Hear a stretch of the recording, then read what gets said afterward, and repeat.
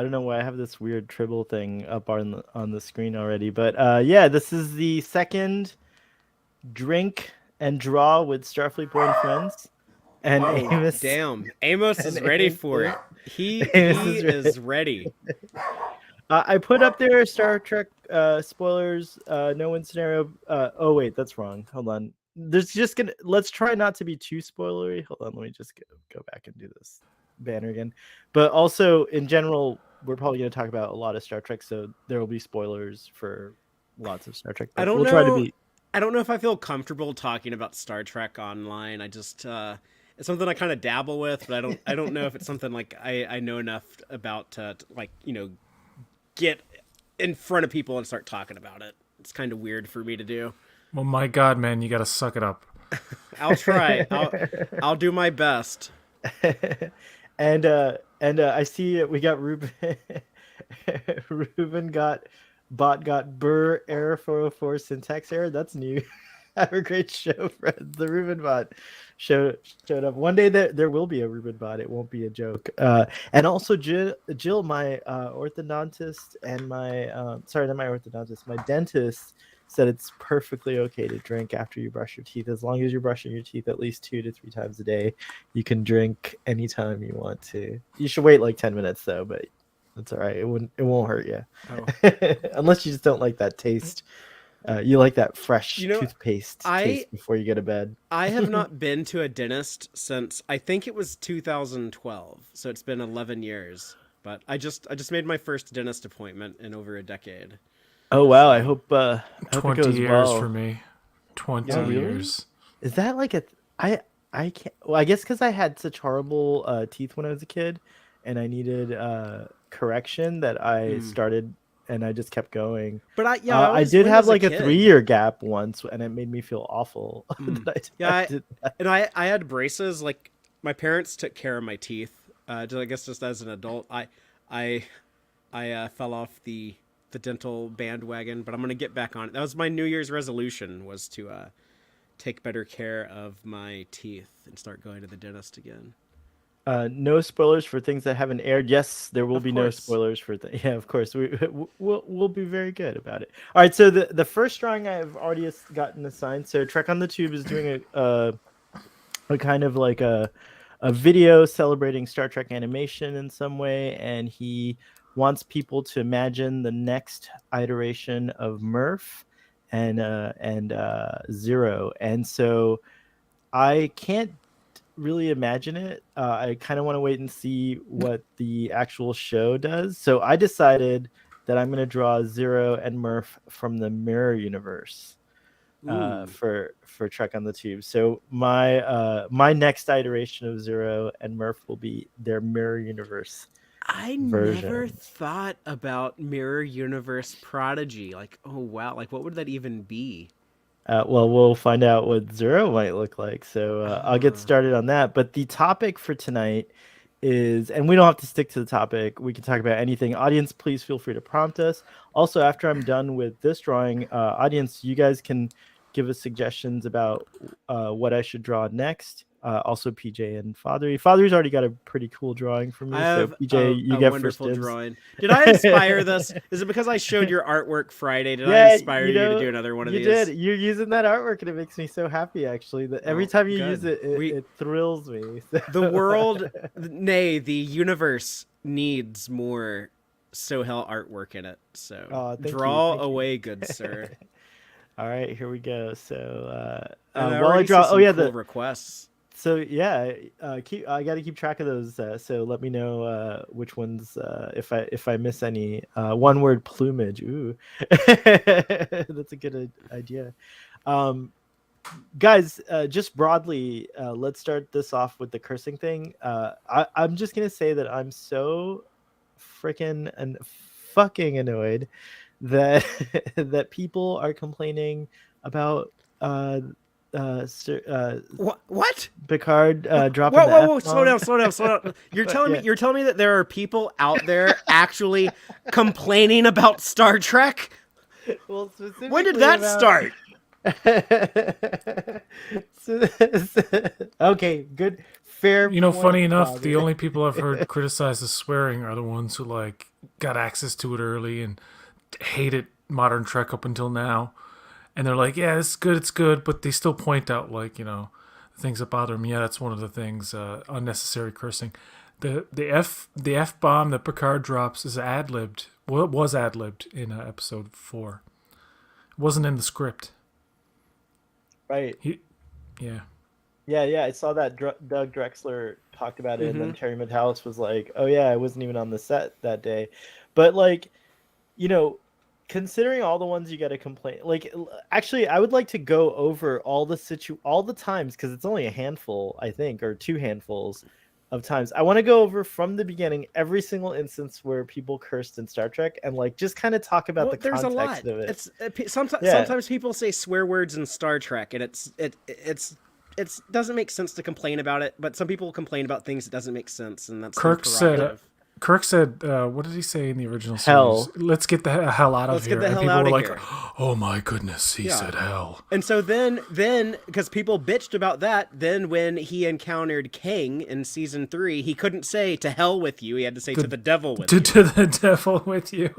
Which no one fucking says that. That's classic. But it's Wait, so good what did he say? I forget. To the devil with you. And to the then devil. King said, "We have no devil." Actually, But then in TNG you know we what? learned that they do. So. Thinking about that, to say to hell with you in the 60s would have been like really pushing it. It's one thing to say get the hell out of here, but that's like even going a bit further to say like to hell with you. Like that's pretty harsh for them anyway. There was a cool thing about the Star Trek movies when they started making movies. Then all of a sudden, like Dr. McCoy could say "God damn it" or "son of a bitch" and things like that. And I think that's fine. Trip Tucker said "son of a bitch" when he got when they were camping out on Enterprise and Strange New World, and there's something in his sleeping bag. He's like "son of a bitch." It's like Picard says shit in the Next Generation. He says merd. Yeah, or Chekhov says the Russian shit word in Wrath of Khan. Yeah. Oh yeah. Kirk says dipshit in Voyage Home. Your sub commander is correcting me in the it's go to the devil, not to the devil with you. Oh, go to the devil. That's even worse. they clearly wanted to say go to hell, and then someone was like, no, hold on. Take a taxi to the devil's residence, sir. Please go visit the horned one from down below. Take a trip downstairs, man. So imagine in the Mirror Universe, Zero's little porthole that he can see out of, or they can see out of, wouldn't necessarily be a circle. So I'm going to do it. It'd have to be an eviler shape. What's the most evil shape? Oh, I think I don't know. Pentagon. A pentagon's pretty evil. Should I do a pentagon Yeah. instead? I kind of, okay. You get a Well, pentagon. what if he had like a... No, that's too... All right, yeah, I'll do a pentagon. All right, here we go. Let's... No one trusts a pentagon-shaped object. Some 5-sided shit. All right, here, let's start this over again. I found the good pencil, though. I'm glad, because I was looking for a good brush. Are we using just your standard old Photoshop, or what are we drawing in? Yeah, so I'm used to drawing on the iPad, and I have a lot more accuracy when I draw on iPad, but it's hard. You can't stream the video footage from the iPad, so Photoshop it is, and it's not that hard. I've got my just to give you an idea. You couldn't open StreamYard on an iPad browser and then do a screen share option and then pull up your drawing application. Would that not work? But then the microphone somehow doesn't. It's weird. Right, on but iPad. you could run StreamYard from your computer, but also log in on. Oh, I remember when I tried this before. So then, when I want to pull up the drawing app, then StreamYard stops working because it doesn't do multitasking in that way for some reason. But yeah, good idea. Oh well. I know. All right, so a 5-sided pentagon. Here we go. That's a good shape. Actually, that is a good shape. Yeah, look how evil that is. I don't trust that shape. What was that episode of the animated series on that weird ship? Those were pentagons, right? Or were those hexagons? I think they might have been hexagons, actually. On Beyond the Farthest Star. Yeah. I always get it mixed up with the DS9 episode Far Beyond the Stars, which we just talked about. By the way, Sub Commander Tall, who's in the audience, hosted a cool space about metaphors and allegory in Star Trek. Just a little bit ago that I got to attend, and we were talking about those 2 episodes. It's interesting. On the show. It's an episode that actually doesn't have much allegory. It's just like we're just gonna flash back to the 1950s and show good old fashioned American racism. Exactly. But yeah, so what? So Kirk, so you guys named a bunch of curse words. Why is this one, do you think, such a big offense that Jean-Luc saying? Well, dropping the historically, you're not allowed to say the F word in TV or movies unless you're rated R or like premium HBO thing. So I think it just feels like it it stands out. And it does, like when Shaw says, like dipshit or stuff like that, it doesn't really stand out. But, I'm sure both of y'all can tell me exactly which character said the F word in season 1 of Discovery and season 2 of Picard. So it's in season 1, it was the Admiral woman who said sheer fucking hubris was the first thing ever said, the first F-bomb. No, actually, no, it was Discovery. It was Discovery. Discovery with Tilly. Tilly says so fucking cool, and then Stamets repeats it. That's right, Cadet. By the way, cool. Space, it's currently CTV Sci-Fi, but Space got in trouble because they forgot to bleep out the F word in the daytime when they aired it. And I think there was another instance where they forgot to censor the nudity with the L'Oreal. Klingon nipples. Which is very, like, brief. But still, when they aired that episode, or they aired, it was a couple of episodes, I think. And anyway, I caught it one time, and I see the F-bomb coming up in a rerun, like, later on, and it was censored, so they fixed it. But I guess they didn't realize there would be stuff like that in Star Trek, but it was well known that it was going to be mature rated, and so it's weird in Canada. I think Eastern Standard Time, after 8 or 9, you're allowed to have cursing and stuff, but if you had that same movie or show air in the daytime, it's got to be cut down or muted. They don't really bleep; they just mute the curse words. Unless it's a movie that's edited for TV, like the AMC version of like Goodfellas, where it's all like half the movie is dubbed. I guess it seems weird to me to to see like people, if people are complaining about like, oh, I don't like that curse word being in Star Trek. I don't really see the need to like run out and like join the conversation. Just like, oh, that's unusual that people are talking about that. But who says the F word in season 2 of Picard? Brent Spiner. Yep. Rich heiresses wanting me to clone their fucking cats. So yeah, as far as it, hi guys. Rio says it too in season 1. Hello, Marcelo. And I think Agnes has Agnes says it a few times. Yeah. Yeah, I like for me personally, I've always found it a little bit funny when they decide to curse in Star Trek because it just doesn't seem right. Not that I have a problem with it. It just doesn't seem to fit right. Yeah, I think in season 1 they said it. They say the F word the most times in anything. So Why far. is it even a talking point after 2020 when it was said multiple times in season 1 of Picard? But like, what was that Romulan villainess's name? The sister Narissa? of the Narissa, where she asks her brother, "Did you fuck her?" Like that. It's like, Yeah. I think they were pushing it a little too much to try to be edgy. Like Picard season 1 was like, let's show like extreme violence, and it's like, no, I mean, it can work, but it seemed to be a crutch, like something they leaned on to compensate for lack of like coherency.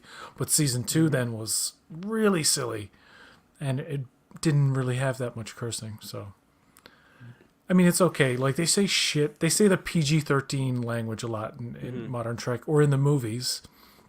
But you So get that's one fine. F-bomb in a PG-13. So Yeah, technically, there's they an F could've. bomb in Star Trek 09. It's in a Beastie Boys song, but Yes. Oh you yeah, hear that's this. right. Yeah. Yeah.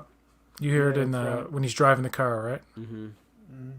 but you know Yeah, but that was your one for PG-13.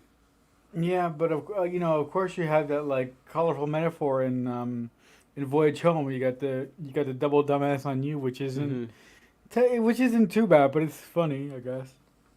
He says dipshits too, so. Dipshit. Yes. Dip- Um, but do you guys keep hearing the cutting out, or is it just on my end? Just on your end, I don't hear Okay, it. Just on your thanks. internet. I don't hear anything cutting out. Then I know what to do. All right, thanks. But carry so, on. Father, Get to so, some of the Father- comments in the audience too, by the way, please. Yeah. I have a question for you, Father. I've been thinking about this for a couple of weeks, and I don't know why I didn't send you like a message to ask you about it.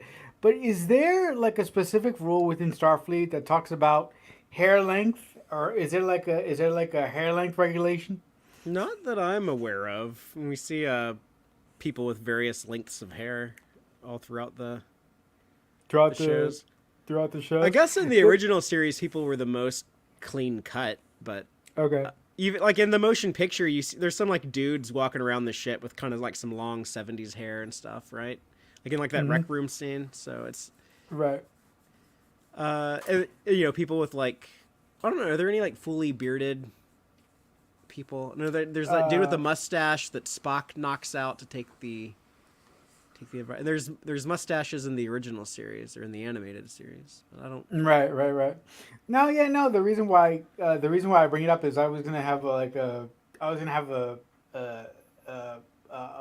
friend of mine draw me as an animated character in Star Trek, and I wanted her to draw me with my long hair now. But then I started wondering, is there like a regulation? Would I have to like cut my hair if I was in Starfleet or something like that? So that's where it came from. How It's the long? future, How Nick. long is your hair? Regulations are totally different. Well, right now it's about maybe 5-6 inches. It's getting there. Yeah, I think Oh, I real think you quick, have I'm gonna freedom interrupt to. because Jill wasn't here in the beginning. So the first drawing is a request from Trek on the Tube for his video that he's making. He wants us to do the next kind of imagine the next iterations of Zero and Murph on Star Trek Prodigy, and he's commissioned a bunch of artists to do this, and he's going to do a video about it. But I kind of want to see what Star Trek Prodigy does with that, so I don't want to like guess something and then like be too close or whatever, or even not be close at all. So I decided to do my characters as the next iterations, but in the Mirror Universe. So this is going to be Mirror Universe Zero and Mirror Universe Murph. But then after that, I'm taking requests. So I think 7 of 9 was your request. So I think if there's no other requests, I'll do that one next. I have 7 one. of 9. I have Marcelo one. has a request. Yes. I would like you to draw the Enterprise from the Calvin timeline. Okay, and then PJ, did you have a request tonight? Because you were up first too. The Mona Lisa. Oh, okay. No. I might be able to pull it off. Oh, the most overrated portrait ever. Well, I don't know. The badge that they have now, Oh, okay. All right. the Starfleet badge, circa 2501 or 2401. Yeah. That's a good one. I like that one. All right, carry on, Marcelo. I didn't mean to interrupt you. That's okay. Yeah, no, like my hair right now is like 6 inches, so I was like, yeah, just a like nerdy thing to wonder, like, would I have to put my hair up if I worked in Starfleet or like in a bun or something like that? And then I thought, is there like any regulation about that? And that's how that came about. I remember on like Discovery seasons 1 and 2, I was like annoyed with some of the haircuts. They looked like so like modern and contemporary. They kind of like I thought they were a little, I don't know. A little bit It too was much. a little distracting. Yeah, it was a little distracting. Yeah. But I kind of like how a lot of like the older hairdos that aren't in style anymore, according to Star Trek, will become fashionable again in the future. Like, you know, when Geordi has the high top fade, you never see those these days. That's No, very yeah. much a 20th century haircut. So it's not present in the 21st century, but it makes a return in the 24th. I love that. And obviously, just because the time when they're shooting, what the actors look like and whatever. But Right. and JJ did a little bit of that in Star Trek '09, like that bar scene in Iowa at the beginning. I thought there was Yeah. like some 60s vibes in there. It's like, oh, I see what you're doing, JJ. That's kind of cool. Yeah, no, I thought the opening sequence in the bar was really great because you really got to see a place where like where the cadets hang out. It's really cool when I really like it when I see like movies based on the military or whatnot, and you see like a local bar where all the cadets hang out. I like stuff like that. And apparently 20th and 21st century music were like the best 2 centuries for music because it's played right up until like the year 2401 because every episode I think so far opens with a 20th or 21st century song. I don't know if they'll keep that up, but yeah. The other weird thing I was wondering today, I was trying to figure out how star dates work, and I spent like 20 minutes. Nobody knows, dude. Yeah, I know. Check this out. When you figure it out, you let the writers of Star Trek know. 'Cause Yeah, they ain't figured that one out. Yeah. No, but I spent. No, but you guys might find this funny. I spent like 20 minutes on YouTube watching like several people try to break down like the star dates from the original series from Next Gen to now, and I'm like, that's not what I asked you guys. I just want to know how they work, and nobody could tell me how they work. Well, it depends on what time period, like what setting. You know where they Right. actually make the most sense, and they're like the easiest and simplest is Star Trek 09. the Kelvin timeline. Yeah, 'Cause Yeah, it's yeah. just like the year point something. Right. How fucking easy is that? Yeah. Starfleet Sohel, have we passed our curse word limit Sorry. for the stream? By the way, I forgot that. No, I think the Starfleet Boy After Dark, so you can curse. Oh, as we're much on as the you After want. Dark channel. We're on the After Yeah? Dark channel. Yeah. I don't know. exactly. Yeah. Okay. I don't even know what dream I don't even. I didn't even know what stream I was jumping into. I was like, what the hell is this? No, you can curse on here, but what I would rather talk about is Talk about this the evil people- Zero, the Zero Star Trek Prodigy Zero from the Mirror Universe. Oh, by the way, he Evil totally Zero. curses. Yeah, what, he's saying Zero? fuck at all of us right now. Oh, But he says it like in a kind of a metal voice, like "fuck," you know, or something like that. And that voice, he's telling us what he's about. Fuck. He's saying, "I'm about to fucking fuck all of you fucks to fucking death." Do you think his name should be Ores? Oh, yes, that's the name of Mirror Zero. I like that. It's a little on the nose, but I kind It of. sounds kind of anyways. Spanish. Ores. Grindcore Zero.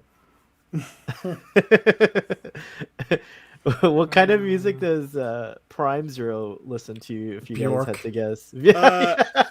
I think he'd be into like classical music and And what like about- really. on, music. Sohel, what music do you like? I know like you're really into classical and what classical else? music, movie scores? I do like everything, but I these days I tend to listen to a lot of jazz. Jazz, okay. Yeah. I think your taste. I think that's exactly what Prime Zero is into. Thank you, Father. I was gonna say, yeah. I was gonna say. What about that, so then Mirror Zero should be Father's taste, I guess. Mirror Zero is just straight up grindcore, like Joel. Grindcore. We'll give that one to Joel. Yeah. No, I was gonna say like maybe he listens to like Klingon acid punk or something like that. He listens like to that. Tellarite grindcore. Yeah, right. There you go. There you go. Let me There go And you when back he to my listens to it, reference. his neighbors listen to it too. go. Because this Should guy Zero does not have- give a shit. Should the Zero have legs or no legs? It should be a Give a him some poll. legs. I think I think legs are important. I think you asked because you don't feel like drawing legs, but we're gonna make you draw them anyways.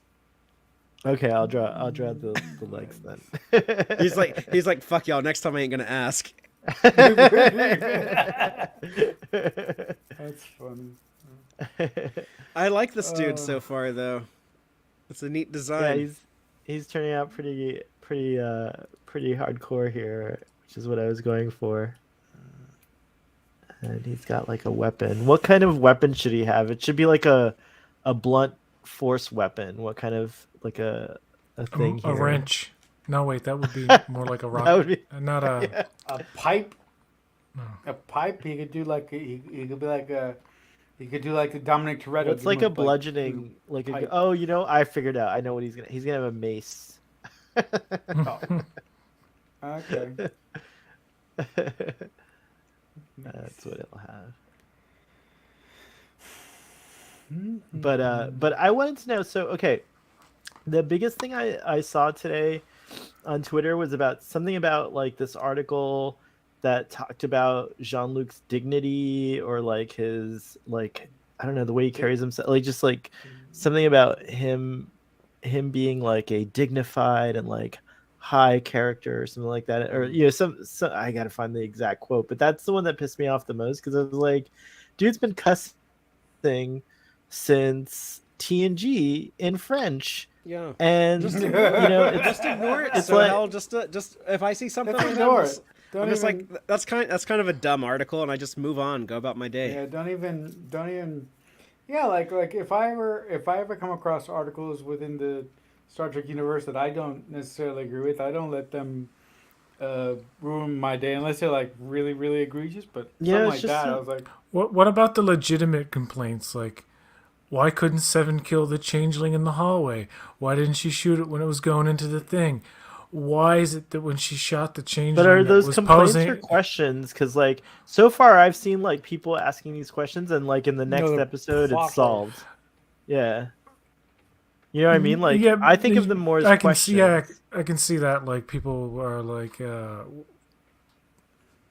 When the is it- show's is it over, it Picard's could be a son, and then complaint. by the Yeah. second episode, you figure it out. You But find out, I'm yeah. talking about like logic things. Like we see Worf, Logical. we see Worf vaporize one very easily, and then it's just a weird little nitpick in that particular episode 4. But I gotta say, these first 4 episodes, I Someone's can hear playing the video. myself. It's just a weird little nitpick. Well, who's playing the video? Father, he's That's not- I can see that's his not face. me. I'm gonna do that to you now. Every time you talk. But the first 4 episodes are pretty entertaining. It's a good little 4-parter. So there are little things throughout that are, you know, a bit annoying, but it's way better than season 1 and 2. My God, Yeah. I just want to say to some people who won't give it a chance to, you know, give it a chance Watch it. and just see that, just What? enjoy it. And everybody's kind of pissy now with this particular season, I notice, on all sides about people complaining about anything because they say it's so good. Anything to Oh, complain yeah, so about there's, is just a like, nitpick. yes. And it's like, not really. I mean, the criticism and the discussion in this particular season has been the most interesting and the most like fun to listen to, good or bad, than any other season of Star I Trek. will say there's so much discussion right Yeah. now that it tells me that a lot of people are watching. A lot more. I'm so curious to hear. I'm always Seems curious to be about, more like, what- popular. This is Yeah. Yeah. this is the most chatter there's been like episode to episode since season 1 of Disco. Yeah. Even just Yeah, people actually, on that's a YouTube good reviewing it. example. I've never seen so many random and new people just in the, like, when you look at the latest letting in their terms of, yeah. it's like a lot of people. I used to They- actually check out everybody. I don't even have time to do that now. I think that a huge part of that is the fact that like I think people have known but maybe not considered how popular the TNG cast is. I think there's a whole like the same way that everyone came out to see Star Trek 6. I remember it played in theaters for a long time, and I think it was pretty successful. I don't know if it was I think 4 was the most successful, right? It was 4, and then what would be after that 2 Two. probably. I'd have to go back and look. We could ask. I think two is the most profitable in terms of budget ratio and adjusted for inflation. Wasn't I it think. 4? Oh, Four made the most until Star Trek 09, and that kind of blew everything else out of the water. Right. but anyways, it feels like a very similar to kind of vibe to like Star Trek 6, where a lot of people who don't necessarily always talk about Star Trek came out of the woodworks because they wanted to say goodbye to these people that they grew up watching. And Wow, 4 made $133 million on a $26 million budget, by the way. Oh my god, that's good. Yeah. Sorry. And Wrath of 26 Khan, million, wow. made 97 on a $12 million budget. Oh my Yeah, god. Wrath of Khan was the cheapest Star Trek movie ever made Cheapest. because the motion picture was so expensive. And they Have were you like, heard yeah. about them trying to, like, for season 3 is probably the cheapest season of all of the Picard seasons. Like, it's the Is one it? that didn't get, because they spent a fortune apparently on season 2 because locations shooting in Los Angeles. Who would have thought Is- that would be so much more expensive? Yeah. Well, this show that's 4 funny. episodes in, and they've only been on the same sets. Pretty much, we've like Yeah, they're they haven't- really stretching they haven't budget. moved. So and a lot of these sets are they spun season 2 sets. That's Yep. right. It, like a lot of the Metalis Prime stuff is they just use that outer lot area of 10 forward from season 2, and they just darkened it up and put other stuff in there to make it look alien. Different, yeah. The Shrike bridge where Vatic is, that's where like the downstairs of La Serena. La Serena is, yeah, it's true. Yeah, no, they redressed it. They like redressed probably a lot of the sets. That looks like a really screwed up like Transformer worm thingy. I'm not seeing. Well, a lot of he's got horns that have electricity flowing. I'm about to Yeah. colorize it. He's got Yeah. horns that have Is electricity. that going to be flowing through it. like blue lightning, like the Emperor shoots out of his fingertips, like I was when thinking like the making it like, Terminator's about to appear? I was thinking making it green and kind of eerie, but I like blue also. Just so remember, maybe- like in the 80s and 90s, when like every sci-fi movie had like the blue lightning. I do remember that. Yeah, I loved it when Lo Pan used it in Big Trouble Yeah. in Little China. Yeah, or like whenever the Terminator is about to arrive from the future, Oh, and he, yeah, when he yeah, travels that's back true. in time, you get some of that stuff shooting around. Or I guess like That's right. R2D2 could shoot it with his little thing that he zapped the Ewok with. That's that's right. But I guess because lightning kind of looks bluish white, right? Like Did in Forbidden Planet IRL? invent that effect? Or no, there's probably like stuff in the 30s doing that. But yeah, the classic movie lightning. What Yeah, can't go wrong with the movie then. should I add anything before I start colorizing Zero? Should I add anything else to Zero? Yeah, it would be cool. Like if he's like an evil version, it'd be cool if you like add some scorch marks. Or like some Oh, blood. yeah. He's got like dried up Yeah. blood splattered on him from like all of his Yeah. battles and stuff. So it's, like you know, just to indicate that he's like been through some shit. You know, scorch marks here and there. That's a good it's idea. not, Well, I'm it's gonna not do that Star when Trek I if you don't have somebody's severed eye on the top of the Well, I'm gonna Severed do. eye. I'll do all that when I colorize them. So, all right. So here's the basic template. Audience, is there anything I should add to Zero before I start coloring him? So let me know, and I'm gonna start coloring the background first. So here we go. Let's see. I gotta go to my layers and add a new layer here. Let's see. This is Is kind of this like. in, Oh, you guys can't see the layers. That's Yeah, interesting. are you doing this in Procreate? Yeah. No, so I usually use Procreate, but I can't come up with a way to stream the picture, so I'm just in Photoshop. So this is actually not Oh, my full ability. I'm using a Wacom tablet, but I'm much better at drawing directly on a screen or piece of paper, so right. not used to drawing like this. Mhm. But that being said, I'm pretty pleased with what is on the screen. I don't know what you guys think. No, good. like I said, It's it good looks stuff.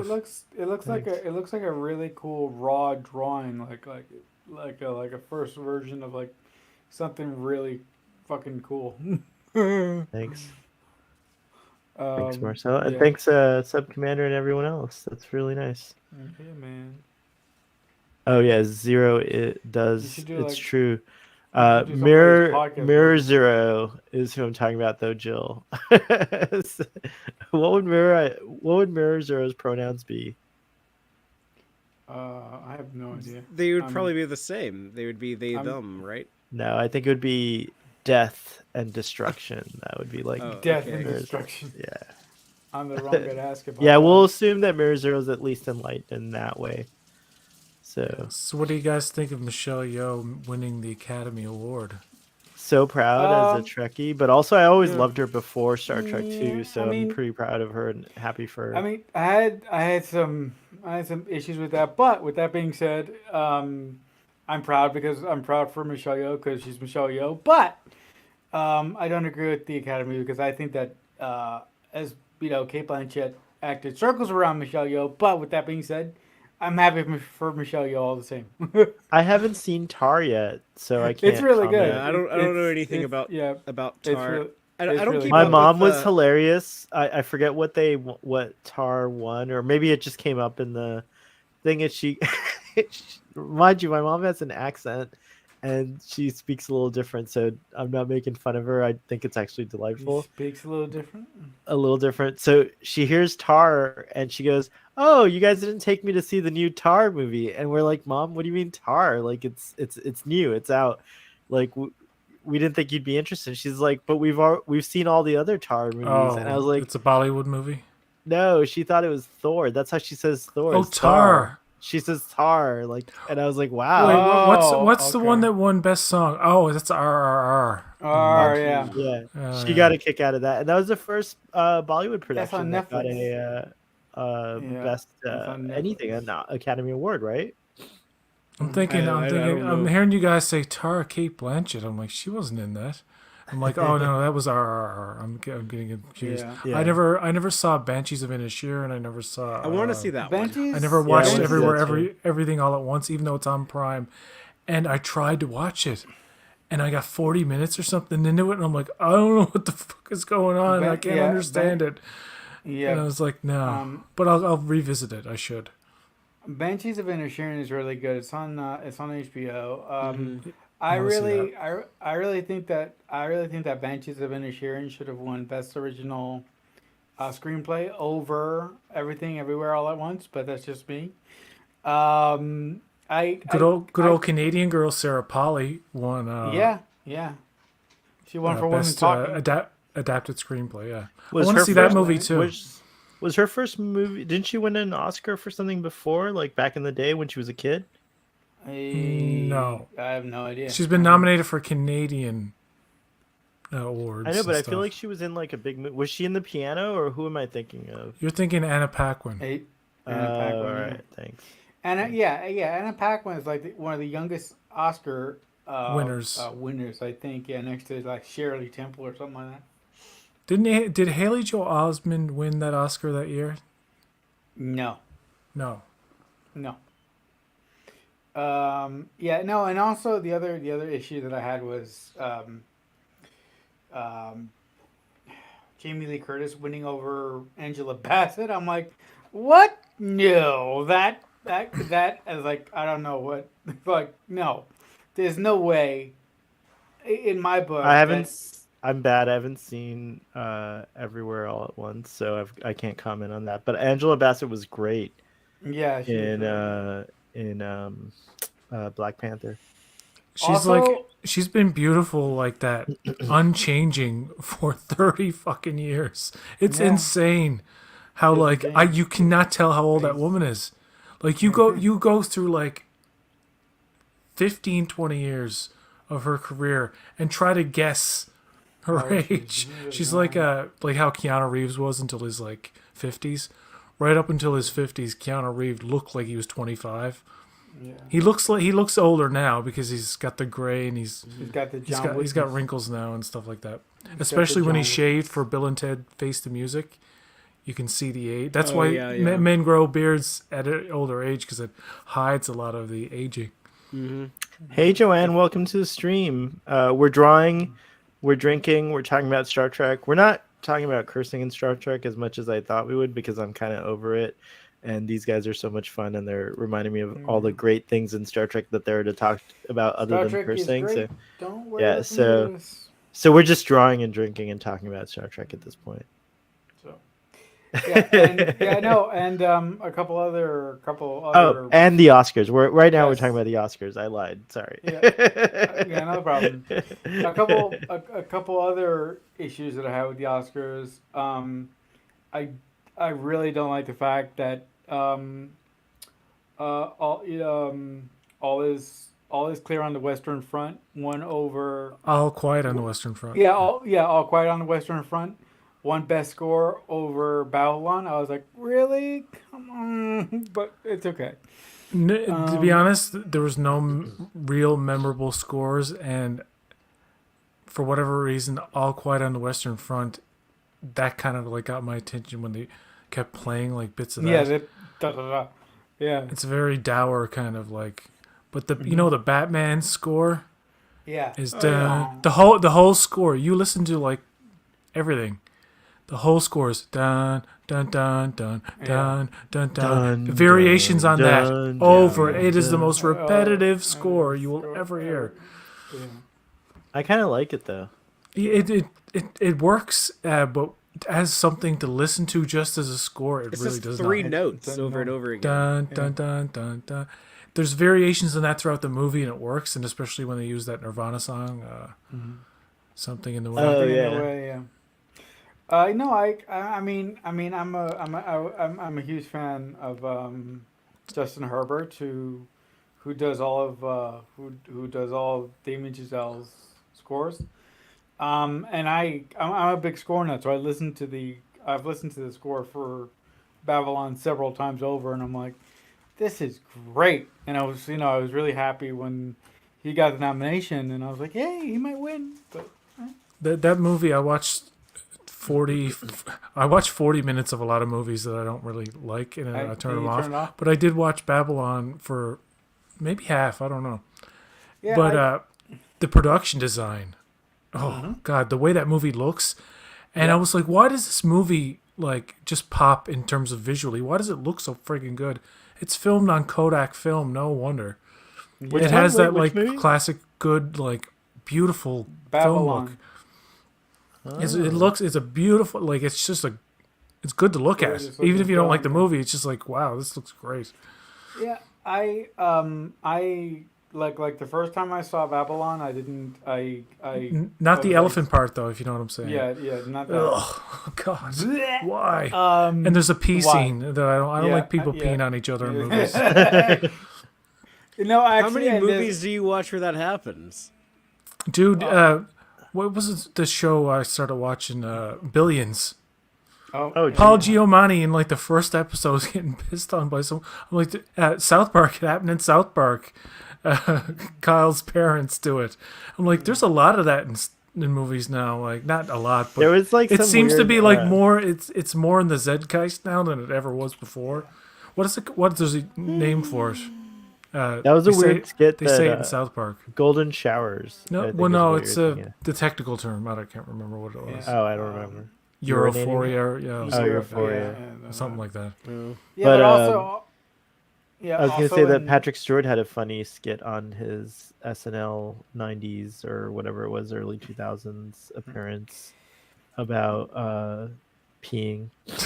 Yeah, no. The best, the best ever. My favorite thing that Patrick Stewart has ever done is this really really short scene in the show that he did for. I think he did it for Paramount. Blunt Talk. It's not. For Yeah, Blunt Paramount, Talk it was where- for FX, I think. Yeah, or thank you. something. Yeah, and There were 2 seasons of that.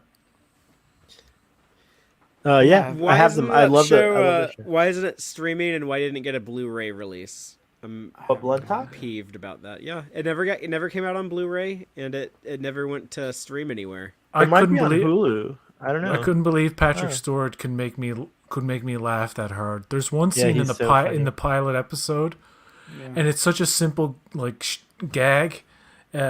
He's trying to wash his hands, and every time he puts his hands under the sensor. He's got soap, right? He's trying to get the soap off. Every time he tries to do it, it doesn't work, so he goes to the next one.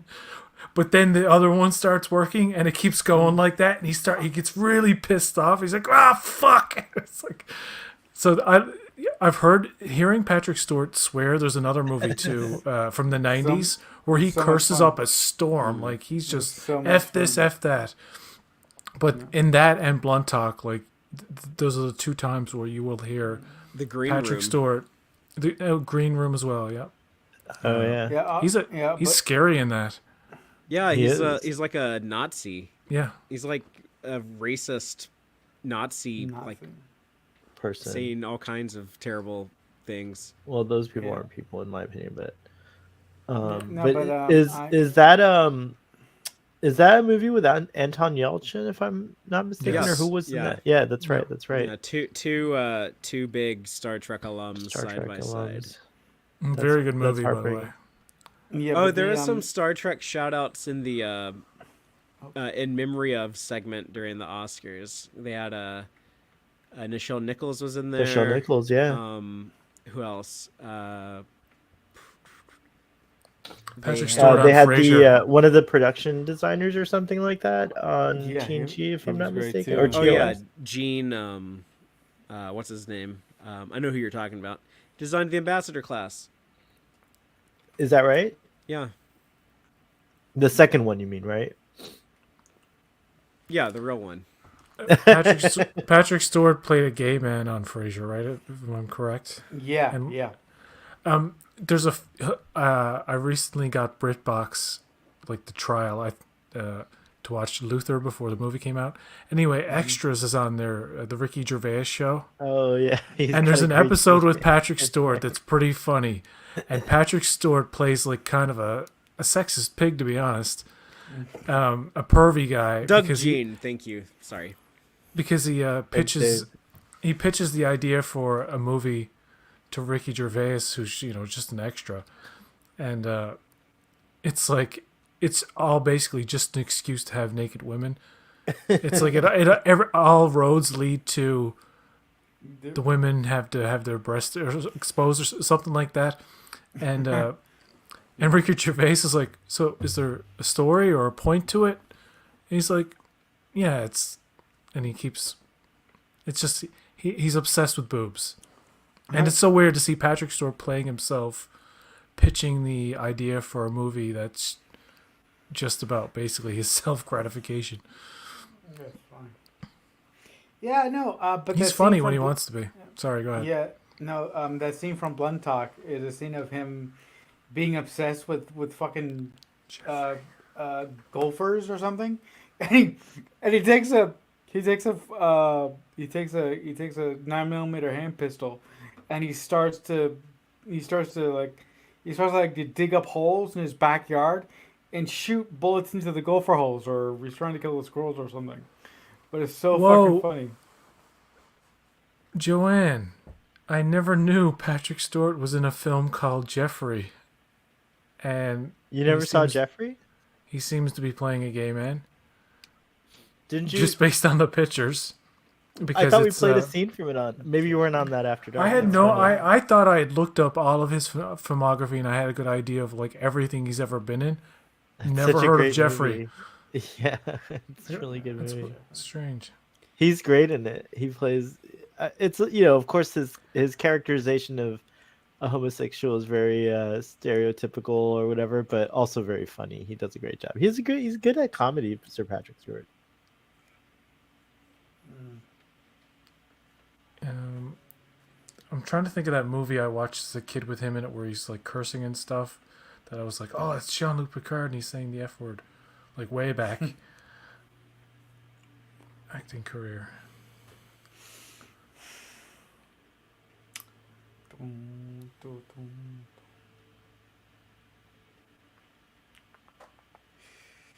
You should do a podcast logo. Wait, repeat yourself. I don't know why you guys. I might have to reboot my computer. You guys keep cutting out. I'm not sure if I have the hardware acceleration on or whatever, or reboot the browser. That's what does it, right, Father? The hardware acceleration. If you don't, Yeah. Yeah. But what were you saying, Marcelo? You should do a podcast logo for someone. Okay, are you saying that because you want one?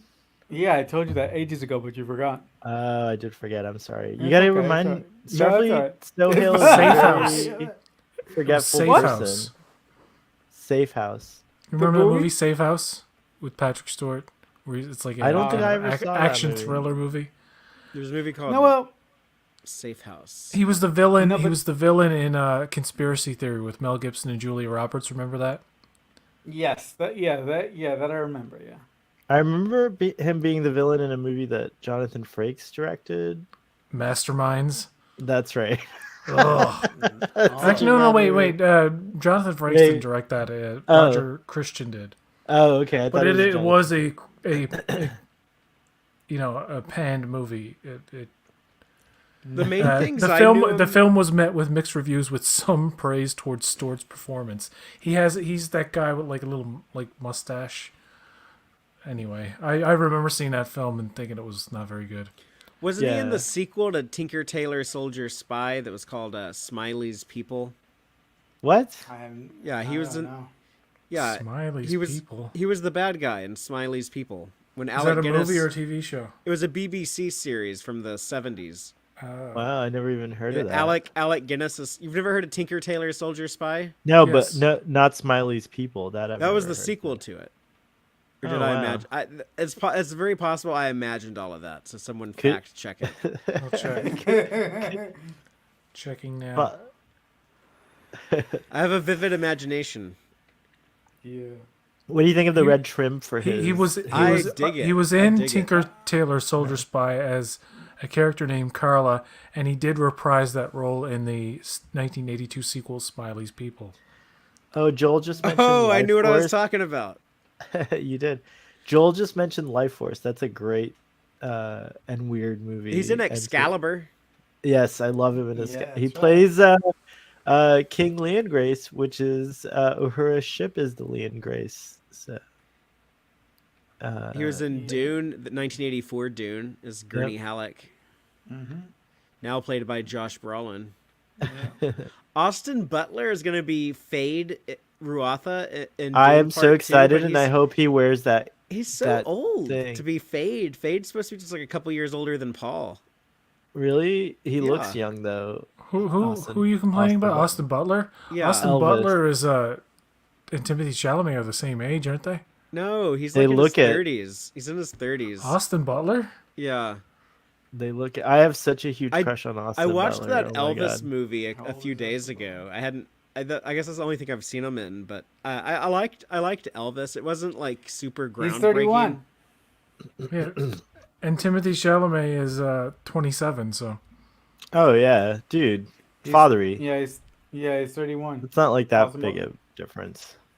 do you see those Apple commercials with Timothy Chalamet where he's all jealous or envious that he's not on Apple yet?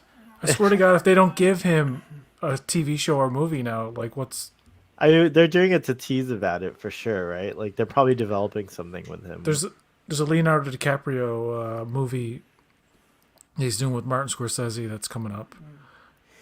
I'm really excited. The Oh, only they thing like on working Apple together. TV I'm excited about right now is the Ted Foundation Lasso. series. Oh yeah, Oh. sorry, I love Ted Lasso too.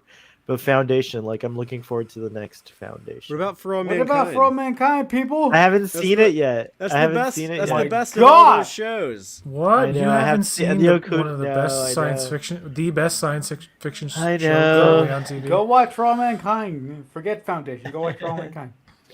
Oh, that's But right. there- He I- plays King Richard in Robin Hood Men in Tights. I can't believe that you would watch Terry Metalis' 12 Monkeys, but you won't watch Ron Moore's. For All Mankind. For All Oh, Mankind. damn! You really like. Wow, I hope no one's. Has anybody watching seen it. Shrinking with Harrison feel so Ford and ashamed Jason right Segel? Jason Segel. No. I have not. I mean, I'm really excited for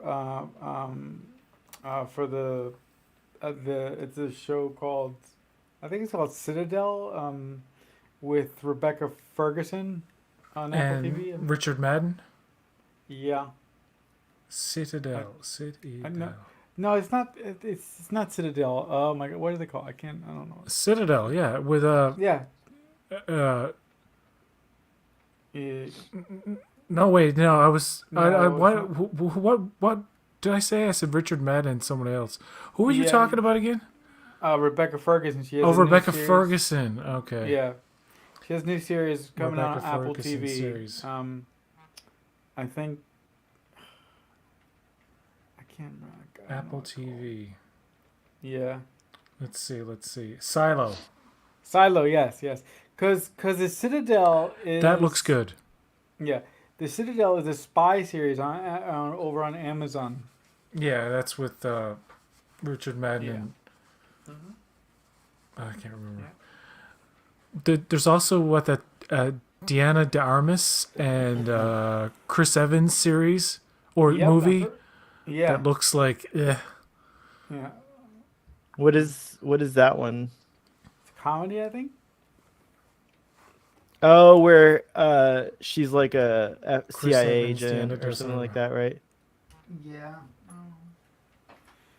That actually looked Bias. kind of cool. Hey guys, I'm gonna restart my browser, so you guys take command for a second. Hopefully nothing weird happens. Aye, sir. Okay. You have to, you have Aye, to aye, transfer the Captain. command codes like Shaw did to Riker. All right, Yeah. computer, transfer my Played Marilyn command Monroe. of the Starship Starfleet Boy After Dark to Fathery. Command code 000 destruct 0. All right, I'll be right back. I think he just blew himself up. Ghosted is the film with With Story of My Life. Huh? With Ghosted. ghosts. Ghosted. Okay. Yeah, I mean Apple TV like my favorite series on Apple TV is with hands down it's For All Mankind. I just think that show is wonderful. And I will always praise that show's brilliance to anybody who will listen to me. No, Joel- Apple TV is Joel, kind of. Go ahead. I was gonna tell Joel that I've given up on getting Soho to watch Birds of Prey. I have to accept he just won't do it. The universe is Exactly. done now anyway, so who cares? It's nice, universe, yeah. You know, they should Uh, really end Peacemaker with like Harley Quinn, but Margot Robbie's too good for it now. She's just too good. You never know. You never know. If Margot Robbie's gonna do any TV appearance, like she's really tight with James Gunn, so she might just do it for him. You know, maybe. Yeah, it's not quite as big of a deal for big actors to do TV now. Like with Ewan McGregor doing Star Wars on TV, Obi-Wan. and It hasn't been for a long time for that crossover. Back in the 90s, especially in the 80s, it was unheard of. Like, Yeah. when Tom Selleck was in 3 Men and a Baby, people were like, how could he do that? How could he be in a movie like that that's successful and then go back to TV again? It's like, people were just... If you were on TV, you usually stayed there, and if you were in the movies, that's where you usually... Like, it was actually considered like a step down for somebody... Like, And- Russell Crowe is somebody who's never acted in a TV show except for one that I know of. South Park. No, fighting around the world. No, it was called Republic of Doyle. It was actually filmed here where I am in St. John's, and he tries to do a Newfoundland accent. It's so bad. Oh my Anyway. gosh. He should not have tried.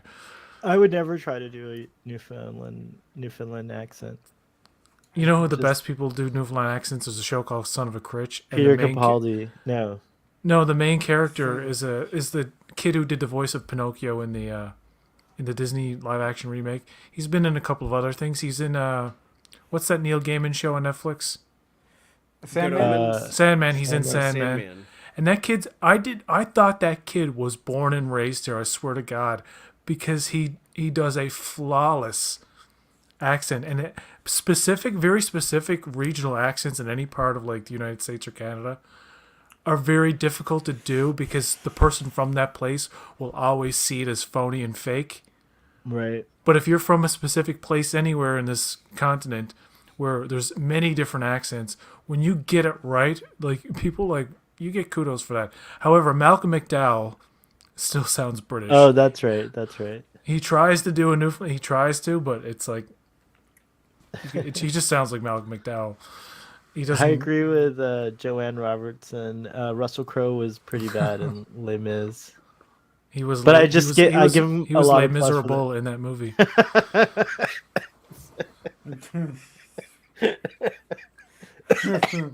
I don't know You know about who's that. you know who's a great singing song and dance man? Fucking Hugh Jackman. Oh yeah, The Greatest Showman is an underrated movie. It's surprising how nobody really paid any attention to it. Yeah. Hey, what did y'all you- think of the Elvis movie that Austin I Butler hated did? that movie. I didn't like Oh, it. Good God. You know what that movie's like? That movie is That- like watching a recap Yeah. About the oh my whole way God. through. It's like it's like they'd made like a 5-season series of something, I hate and that they movie so much. condensed it into like a 2-hour recap of all of it. And there's one point in the movie where it does slow down, and you get to breathe and you get to absorb like what's going on. And then no, like it is too much. I'm surprised it got nominated for Best Yeah. Picture. Production Yeah. design, costume design, acting, Austin, all of that is Great. amazing.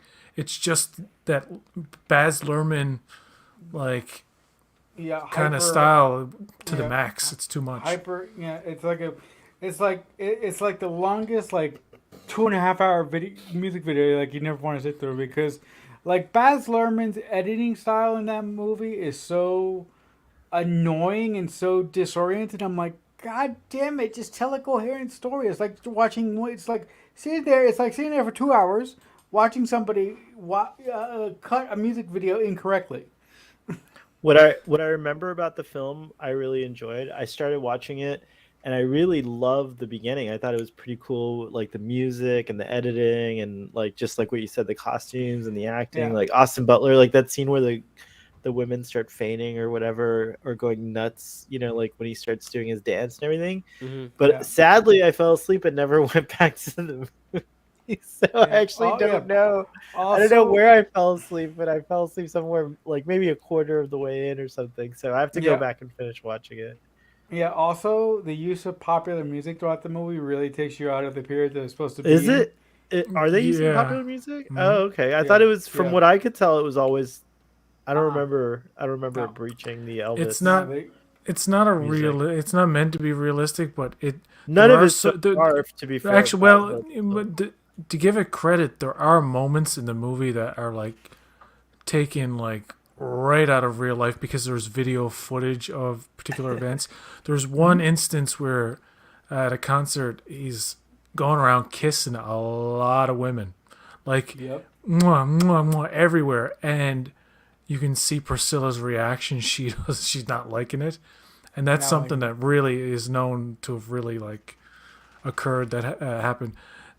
They fudge with history in a couple of parts, like the whole comeback special that was supposed to be all about Christmas and stuff. Apparently, that's not the case. No, And, it wasn't about Christmas. There's criticisms about how Colonel Parker was portrayed, and I don't know. It's weird. I know you can't really cover his life in a 2-hour movie from beginning to end. So if they ever do another Elvis movie, I would like them just to focus on maybe even just a night. Do it Aaron Sorkin style rather than Baz Luhrmann. The only film I ever watched from Baz Luhrmann that I actually liked is Romeo and Juliet. Romeo and it's- Juliet. Romeo and Juliet is fucking awesome. I have that movie. I love Paul the movie I Sorvino's saw- part, and he's like, "Get thee to church, or forever." Blah blah. I can't remember the line, but he's Oh, like he's blah, blah, really, blah, blah, blah. he's really like angry in that scene with his daughter, Claire Danes, Yeah. and it's like, Yeah. whoa, he's a scary dude. No, but you know, John Leguizamo is great in that movie. Claire Danes is intense as hell in that movie, and Leo's not that bad either. You know, funny enough, I think Leo and Claire Danes are the weakest actors in that Things about movie. that. Even though they're not bad actors, they're just They were I don't know. very young, There's something about those I feel like. characters, like Romeo and Juliet, are not interesting. It's kind of like everything that's going on around them. That's more that's appealing to me as a story, but Mm-hmm. like, but when they both do each other or do themselves in at the end, I'm like, I have no, I You don't care care. not. You don't care. I'm like, yeah, Whatever. at least you two got to love. Yeah. Ha ha ha. You know what's funny? There's you remember the '60s Romeo and Juliet movie? Yes, Uh, that's my favorite one. The that is a Zeffirelli PG. film, yeah. That is one of the few PG movies I believe that actually has like nudity, Nudity. That's right. Because it's done artistically, and they showed it I to guess. us. They showed it to us when we were not kids, but you know, like when we were at that point where we're reading Romeo and Juliet, and it's like, I remember when we saw we watched Schindler's List in a religious histories class or something like that. I can't remember. I can't Oh my remember the God. exact class, but the teacher would go up to the TV. Well, no, actually, no. She fast forwarded through anything that had nudity, and it's like, okay, well, they aired this on NBC and National Broadcasting Network uncensored. I think some high school students can handle. I mean, what's the point of showing the brutality and the horror of it if you're fast forwarding through the the disturbing parts? It's like, why Yeah. even show it? And besides, everyone had seen it at that point anyway. Yeah. That is a movie. That's one of those movies like you see once and you're like never again. No, yeah, Is it ever been streaming anywhere? Yeah, it's actually. I've seen it on Netflix and stuff. It's actually. No, I haven't streaming- watched it because Jesus Christ. No, it's actually. Where is it? I think it's on HBO right now. I think. I remember Ray Fiennes was so freaking evil. Like there's one I remember him just like evil. nonchalantly like shooting people in the head and stuff like that. He's so evil in that movie. I remember it my being a fav- very sickening movie to watch. Yeah, not my not favorite- how it was made. It was a very well made movie, obviously, but just the content was just so You know, brutal. That was such a crazy time for Spielberg because in like a 2-year window, he put out Hook, Schindler's List, and Jurassic Park. And Jurassic those are, Park and Schindler's List was the same year. Those are like the 3 most different movies you could possibly think of. Yeah. Spielberg was really on a run around that time. Yeah. And also a really my favorite Steven Spielberg movie. I think it's a really underrated one. Amistad. I love that movie. Oh, I love Amistad. Yeah. So And the that's my score for that film is really great too. It's very Yep. different. For John Williams, it's very good. I like it. favorite. Yeah. Bridge of Spies is good. Yeah, no, it's funny you mentioned that. I just because I'm collecting all the Spielberg films on digital, and I just bought that one, like a couple weeks. Who's in that? last It's week? John Hansu, Matthew McConaughey, Yes, and Anthony Hopkins. also is in Amistad too. I think they got nominated for Best Picture. I think so. And in Bridge of Spies, you got Rylance and Hanks. Yeah, that's the movie that made Mark Rylance famous. Like nobody knew who he was before that. Yeah. No, but Marcelo, why do you have a problem with cursing in Star Trek? I meant to ask you like way earlier because I'm kind of curious with someone who has a problem with it to kind of pick it apart. And I'll try not to be belligerent, even though I've been drinking. Who's So. you trying to be belligerent? It sounds like he wants Uh, someone to argue with. Well, I'm just like Pick- we're talking about movies that have Father, nothing to don't do with pick Star me. Trek, and it's like kind of No. throwing me off on my No. mojo here with Zero. Like Star Trek stuff inspires me to keep going with this like drawing. so it's, like, I'm Okay. trying to bring Okay. it back. So. So I why don't- don't so- you why do you think it's wrong to have cursing in Star Trek? No, I don't. No. I don't. No, I don't think it's wrong. I personally don't think that it doesn't fit because when the Star Trek that I grew up watching never had cursing in it. So That's so not every true. time- You grew up watching Star Trek that had cursing in it. It was just well hidden. It was like done in Klingon, or it was like done in French. You Right. know? But the thing is, see why are you fighting with me? There's 2 other people here. Fight with them. They agree with me. They're not. They don't care about. No, the but cursing in no, Star but the Trek. thing is, I look, That's why I'm look, choosing when, you. look. Alright. When I came on here, I didn't say that I had a problem with I didn't say that I had a problem with the cursing. I just said, to me, it didn't sound right. But I didn't say I have a problem with it. I don't care. Let Patrick Stewart curse all he wants. Well, what doesn't sound right about it to you? No, it just it to me it doesn't fit in the in the in Well, the in the can you milieu try to articulate why it doesn't fit though, instead of just saying it doesn't fit? Like, I'm just curious if you could because articulate why. because like in 90s Trek, I wasn't used to hearing like hard curse words be used in like 90s Trek or something like that. So my ears aren't it that always it doesn't put me off, but it again it doesn't fit. It doesn't fit in with my milieu of what I think of what I think the Star Trek universe should be. Um, So um, you were saying earlier that you didn't care, but now I'm hearing that it shouldn't be like that. So if you had your choice, you would not have included, no. like, if you or and you would have, like, if Sir Patrick Stewart had improvised that, you would actually have, like, removed it from the cut. You would have asked them to do another take without it, right? Is that what I'm Uh, hearing? Probably, yeah, probably, Okay. probably. So then you do have a Um, problem with cursing in Star Trek, is what it sounds it, like. Because there's um, no I reason. look, The only reason Star Trek didn't have cursing before, like the main reason, was because TV yeah, had strict rules about it. But yeah. if they Look, I could mean, have, they would have. The films certainly yeah, go there. yeah. Okay, okay. Look. I will say this. All right, if if if now if we're I'm getting right, real. yeah, no. So check it out. If I'm a showrunner of a Star Trek show, I'm not gonna have that type of language in my Star Trek. If other creators want to do that, that's their prerogative, and I'm cool with it. But for me, I'm gonna have it the way that the you know the way that is I, the way that I think it should be. So yeah, that's me, I guess. Okay, I won't pressure you There's any one further. more F bomb yet to come in season 3. Watch for it. Oh, Ooh, Who's gonna watch. say it? I don't know. I don't is know. that Find what they out. Watch said? and There's one find more out. coming. Watch Uh, and find out. some people who have claimed to have seen all of it have mentioned the 2 F bombs, and Maybe they has said one more. one is in episode 4. They didn't say who's gonna say it, but they said that was ad libbed. So I can only assume it's the Picard one. And then they said there was another one later down the line. So I mean,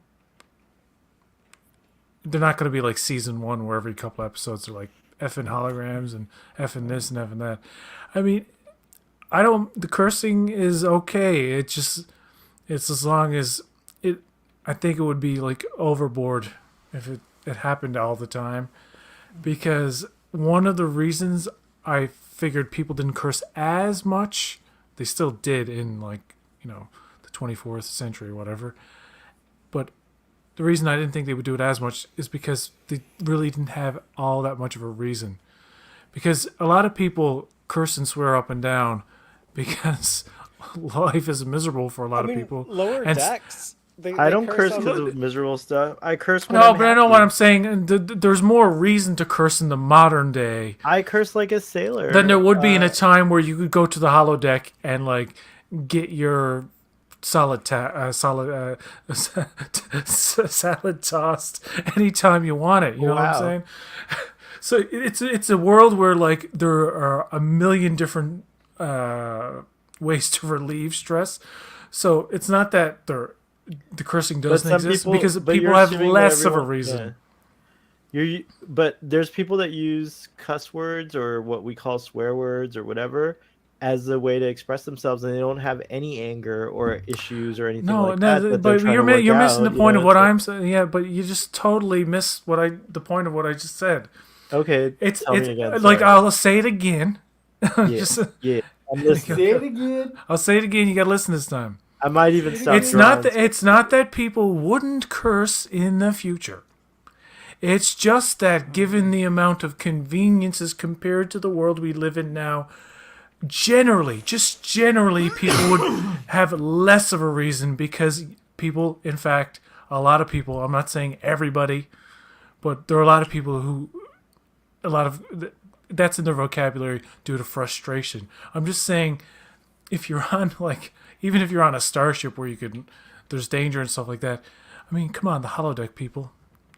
You can take any number of we like to think one of the reasons Picard season 2, the whole thing with his mother, was a sticking point for a lot of people, is because in this time there should be very effective ways to deal with mental health, much more than now. Think about how far we've come in dealing with mental health in the last 100 years even. I mean, go back 150 years. People, if they thought you were not right in the head, they put leeches on your body or something. They didn't have a clue. So to think so many years in the future, people just. My point is to just be generally more relaxed. I'm not. Don't get me wrong, Starfleet boy. I mean, Starfleet Sohail. I'm not against cursing in Trek, but I think for example, season 1 is all about yeah, I can see you're doing it too much to be edgy, and that's not really it's not really great writing. In Picard, all the cursing is pretty appropriate, especially considering the situations they're in. Riker says "God damn" and they say "dipshit" and stuff like that. This PG-13 stuff is so not even an issue.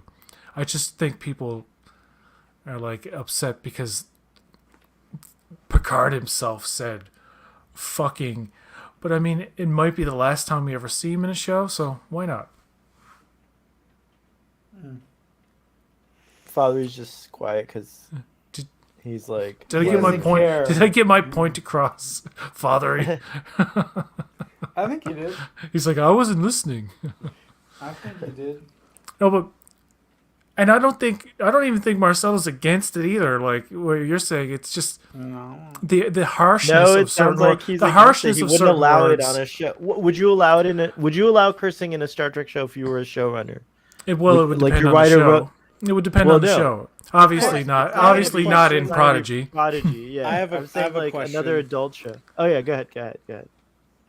I guess the reason why I'm so confused about this, because I feel like we've already crossed this bridge, and I guess because Lower Decks has made it so casual that they say all kinds Well, of it's stuff. bleached Lower out Decks. and Lower Decks is yeah. an example of really overdoing it. The fact that it's but- bleeped helps, but if you Sure. listen to Lower Decks uncensored, it would be one of the most profane Right. fucking shows you'll ever hear. And it's funnier being bleeped, and I applaud that creative choice because they didn't have to bleep it, obviously. You mother. But I guess I just assumed that we just all kind of accepted that, oh yeah, today's Star Trek writers think that it's okay to use modern curse words in Star Trek, and they do that. And I just thought we were all just I didn't know it was something that was being debated or anything. I was just everyone just kind of is on the same page at this point. It's in moderate anything. What I say, anything is good in moderation, I suppose, or anything that's not harmful why is good in doesn't- moderation. This is one okay, this third F-bomb, or no, I guess more than, but okay, the first F-bomb of the season of Picard, I guess started people talking the last few days about this. It's why doesn't every single episode of Lower Decks, why don't people Because you don't There hear was it. outrage. You don't. No, I remember the outrage. I remember the outrage for Lower Decks, but I think that was something. It was a lot less because I think people were willing to let it go because of the circumstance that Lower Decks is explicitly a comedy, right? So I guess for some reason it's more acceptable if it's a comedy show, edgy comedy. For some reason it's more acceptable, but the amount of craziness. So there's two things. I'm not going to go into it because out of respect to people, who were frustrated with the Star Trek Picard show having a wrong version uploaded that was too dark. So they were frustrated because they couldn't fix it no matter what they did with their TV settings. But in general, the two big things that I see in modern Star Trek is, oh, it's too dark, and there's too much cursing in modern Star Trek, like the adult shows, not in Prodigy, obviously. And so, but I it's see people saying that, when did people say that about Strange New Worlds, where I don't think that they curse Just- in Stranger Worlds. Yeah, I they don't have feel like they say shit. They have the PG-13. They haven't gone they haven't thrown they out haven't any dropped the F-bombs F-bomb yet. But you know what? Just imagine if the language in Modern Trek was harsher than it is like some other shows that say, I mean, you look at some British R-rated kind of content, the C word is like used like nothing. Just imagine if that was used in Trek. Oh, yeah. Like, then if people were like, well, it's too far, it's too much because this, it's too harsh a word to use, even if like the context of it was justified maybe within the story. But then again, like, the F word isn't as taboo a word as it used to be. And to hear it, like, the X-Files Fight the Future, remember that movie? It was a continuation of the TV show, and then it went back to the TV show after the movie. So in the movie, Mulder's saying the word shit, and even I was like, "Whoa, cool! Mulder's saying shit," and Scully's saying "God damn it, Mulder," and then they go back to the show and they can't say any of that stuff. In fact, it's in one instance in the X-Files TV show, Mulder says, "Oh shh." And it goes like the credits, the opening credits. So they get away with that. There's one episode of Seinfeld where the F word is used multiple times, but it's beeped. I don't know if they really said it on set, but there's another one where Elaine says the word shit, but quiet, like she trails off, but you know exactly what she said, and the person's like, "Oh, what was that?"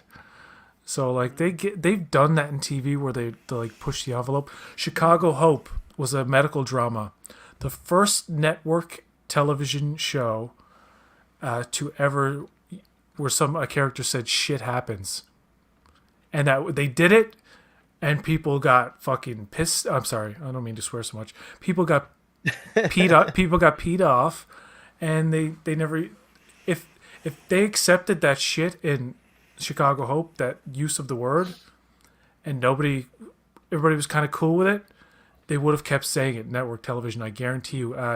NYPD Blue got away with saying shit and asshole, which no other show could really do. It's like, it's weird how some of these shows on network, get away with that. Well, But it it's like also they- had to do with the times that they were airing. Like those were all like late night shows, right? Like after Chicago 8. Hope was in prime time, but yeah, Oh, it was? Okay. NYPD Blue was a later. It was probably like it was Yeah. 10 o'clock Eastern time or something that came on. Yeah, Star Trek was on, even though it was syndicated, TNG was on prime time. But again, cheeky way of getting it in there. I mean, like, I think it's legit that they were like doing the same exact technique in TNG that you were just talking about with like Seinfeld and stuff, where they were like, what can we get away with?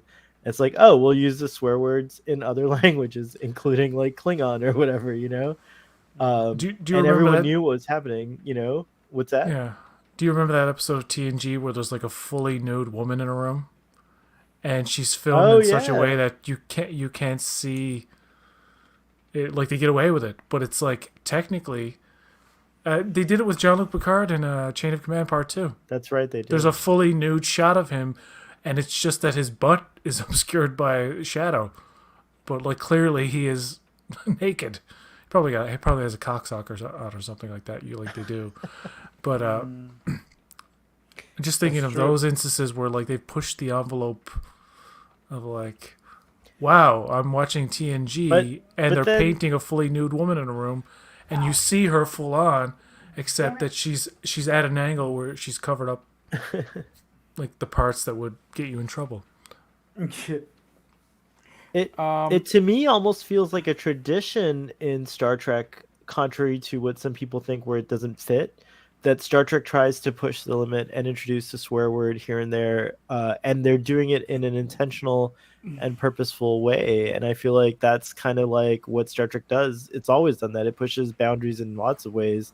Like, having swearing in Star Trek 4, yeah, it was great because it was set around, whatever,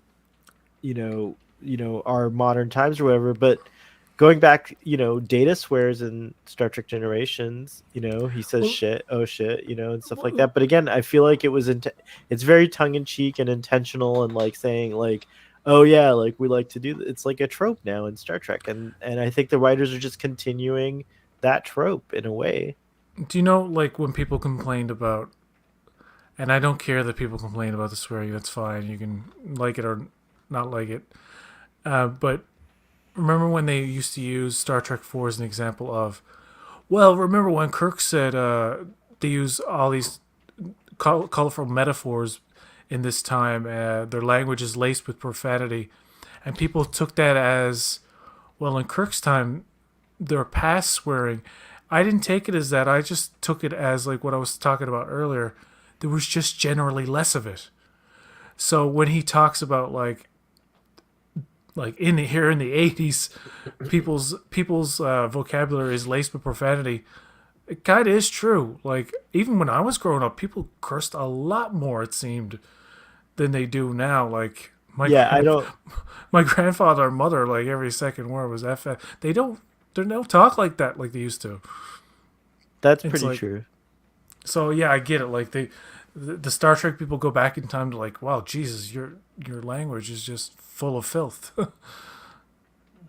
Oh my God! Imagine like Scotty going online in a Reddit thread or something.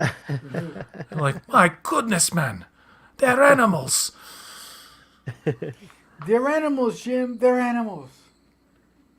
Was it Janeway who knew how to use old computers, or was it Dax? I forget. That like had like a they explained how Dax or someone either in what's that episode of DS9 with the Bell riots? What's that called? Past, future tense. Was it called Past, future, something. past Yeah, tense? No, Past is it just tense, past yeah. tense? Yeah. Past tense. And then what's the Voyager episode called where they go to LA? I think it's Dax who says she Voyager has like time travel episode. she has a degree in like archaic computers. or Futures something End. like that. Oh, Futures End. I think it was Dax who said she had like a degree in like archaic computers or something, and it's a shame Scotty didn't have that. Hello, He didn't know how to computer. Computer. You got Are to you use the sure? keyboard. Isn't that quaint? Isn't that quaint? Are you sure this is such a good idea? I mean, sure, why not? How do we know that he didn't invent the damn thing? Do you guys like Zero's mace? Yeah, pretty cool. It's for clobbering people who have a pretty problem cool. It's clobbering Swear. time. So, who's excited for like the TNG movies getting released on 4K? Am I the only one that's so excited about that? No, you're not the only one excited about that. I'm super excited about it. I'm pumped, man. I'm pumped. Ready for But it is to that happen. also going to mean that Apple will upgrade your? Because they've been doing that where they Oh, hell if yeah, you already have absolutely. it. Oh, Yeah. okay. Oh yeah, hell yeah. That's a really cool thing that Apple does. Is What, that, yeah. Who's that? Why do you think I'm so excited? I was like, I don't have to buy it yet. Yay! Well, actually, yeah. Have you noticed a growing trend of remastered music videos from the 80s and 90s? No, No. really? Yeah, like there's so many of them now. It's crazy. Like all these old videos that are into like this 4K clarity. I know George Michael Last Christmas, Faith. Not Faith. What's that Really? song with all the models and stuff? All we have to do now is make these freedom, take freedom, freedom, which is one of the best, freedom. coolest. Like, I mean, it's just a music video filled with models and like really, like good lighting and good But that's in 4K. Alanis Morissette has a bunch of her old videos in 4K. The thing was back in the day when you made a music video, most of them were like with TNG, for example, a lot of it was edited on tape. Like the film elements were scanned, and then it was edited into a very few music videos were actually like in a container's finished film type of thing. The all the negatives and stuff were, but Right. what they did was they transferred the tape, and I didn't realize when I was a kid how expensive music videos were. Like you had to. Yeah, really. Like it was like a little mini production that used 35 millimeter film, and most of them did. so that way if you go back and remaster them, they look friggin' immaculate. It's crazy. Yeah, I should have. I didn't know that. I think I'm gonna go check some out.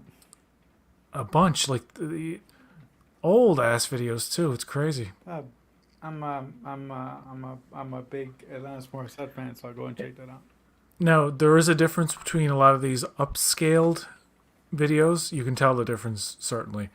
But if you type into YouTube remastered music video or remastered music video 90s, somebody's always got a playlist of like just fucking endless. A few years ago when I started like looking for these things, there were very few. Like very few like 4K.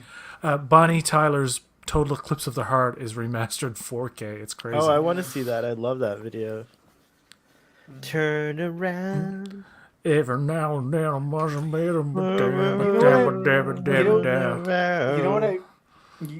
You know what I keep saying that really pisses me off. I like every now and then. It better be about Star Trek. Whatever. It is. Shut up. It's about Star Trek. Okay. Shut up. Keep Okay, drawing. go Keep ahead. drawing, Go monkey. ahead, go Draw, ahead. monkey. Yeah. Draw, monkey. Wow. Wow. No, I'm kidding. Wow. I'm kidding. I'm kidding. Wow. Draw. Shut up and draw. So Rude. yeah. So yeah, it's fine. It's fine. So shit. I've totally forgot what I was saying now. Okay. Aha. You're Ah, thinking yeah, so about no- Talking you're thinking Star about Trek. being canceled now. That's what's Yeah, yeah, that's the problem.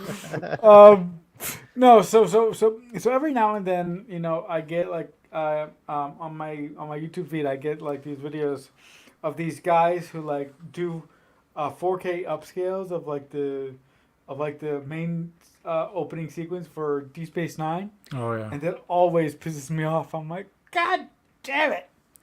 You know, I was talking to Father about this one time about how why I get it that it's too expensive now and it's not profitable to remaster DS9 or Voyager, but why not employ this upscale technology just to bring it up to 720 and re-release it that? It's amazing how TV shows in general that were either unable to be remastered because they were taped instead of filmed. Why that hasn't been employed for a lot of things, because you watch some older stuff on streaming Oh crap! and it's like so pixelated. It's like, I know the tape looked better than this,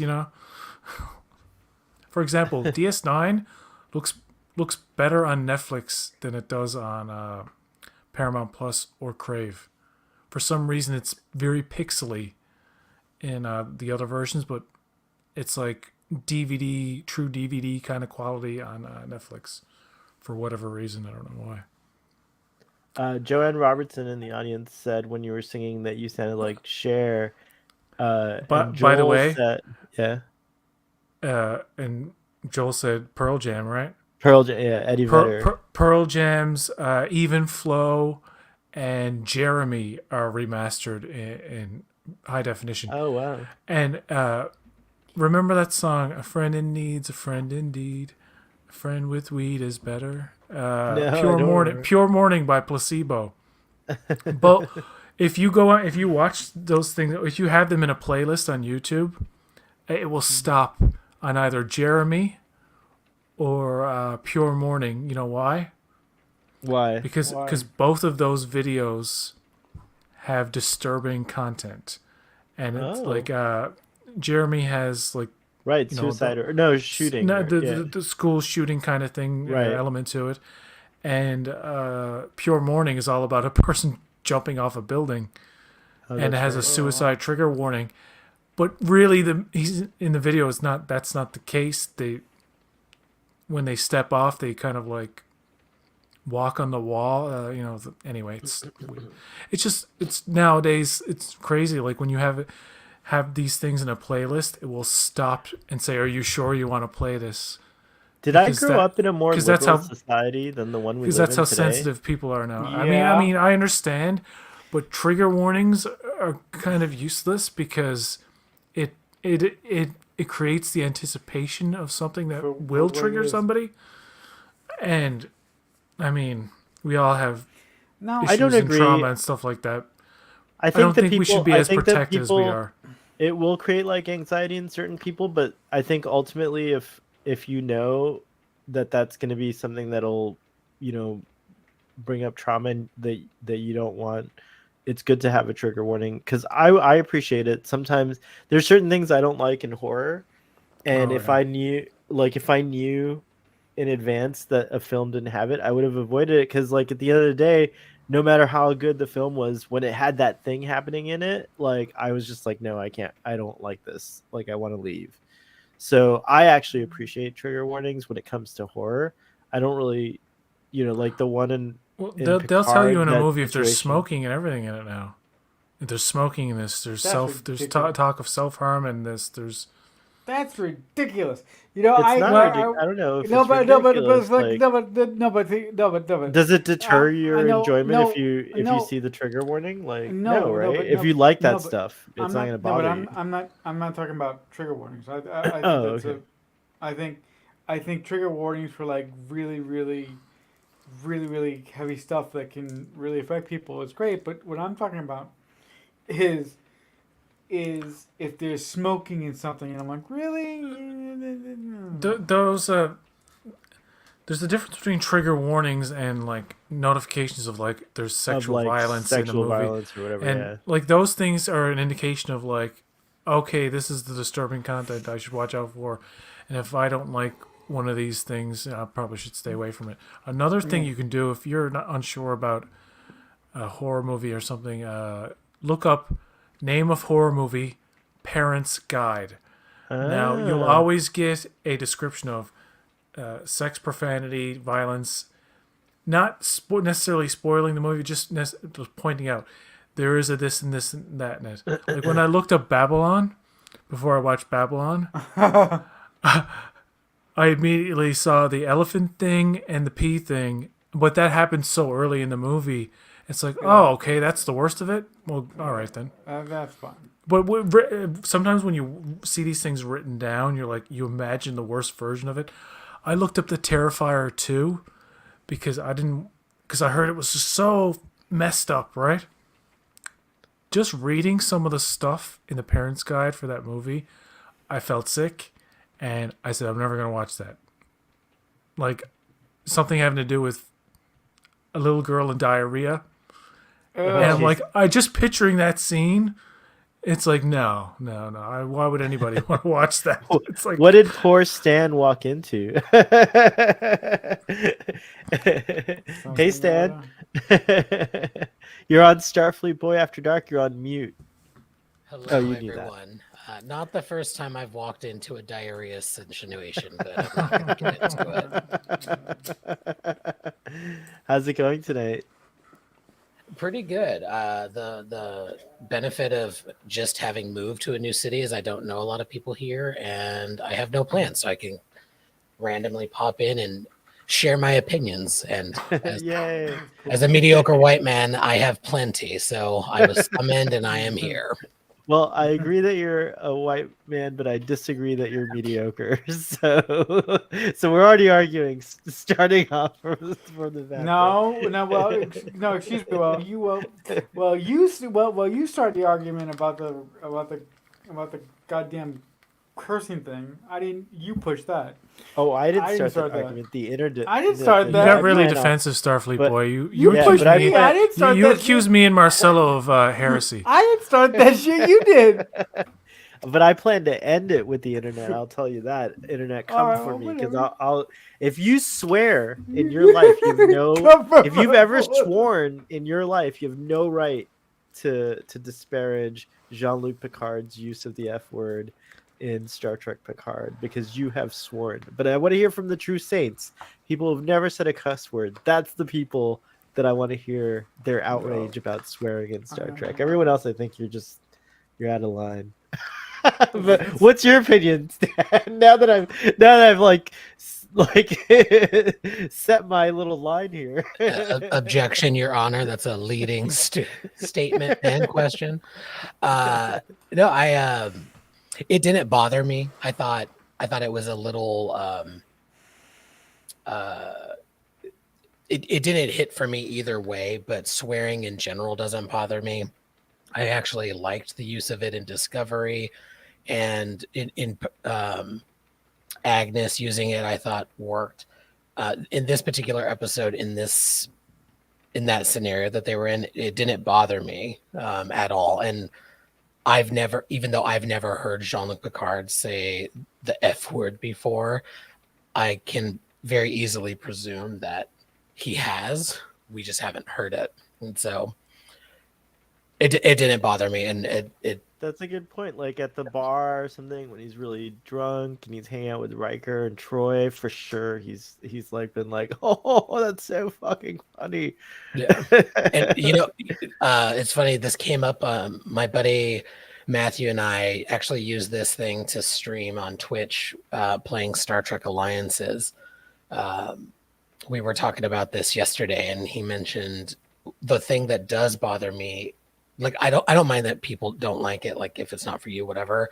But something that I find funny is when people will say something, parents will be like, well, I want to watch this with my kid. I'm like, okay, well, there's nothing stopping you except maybe your discomfort when this kind of thing happens. Like, what am I supposed to tell my kids? I'm like, well, you're their parent. What would you like to tell your kid about this kind of language? Like, it's always funny to me when something like this happens. Like, I remember a few years ago in the Macy's Day Thanksgiving Parade,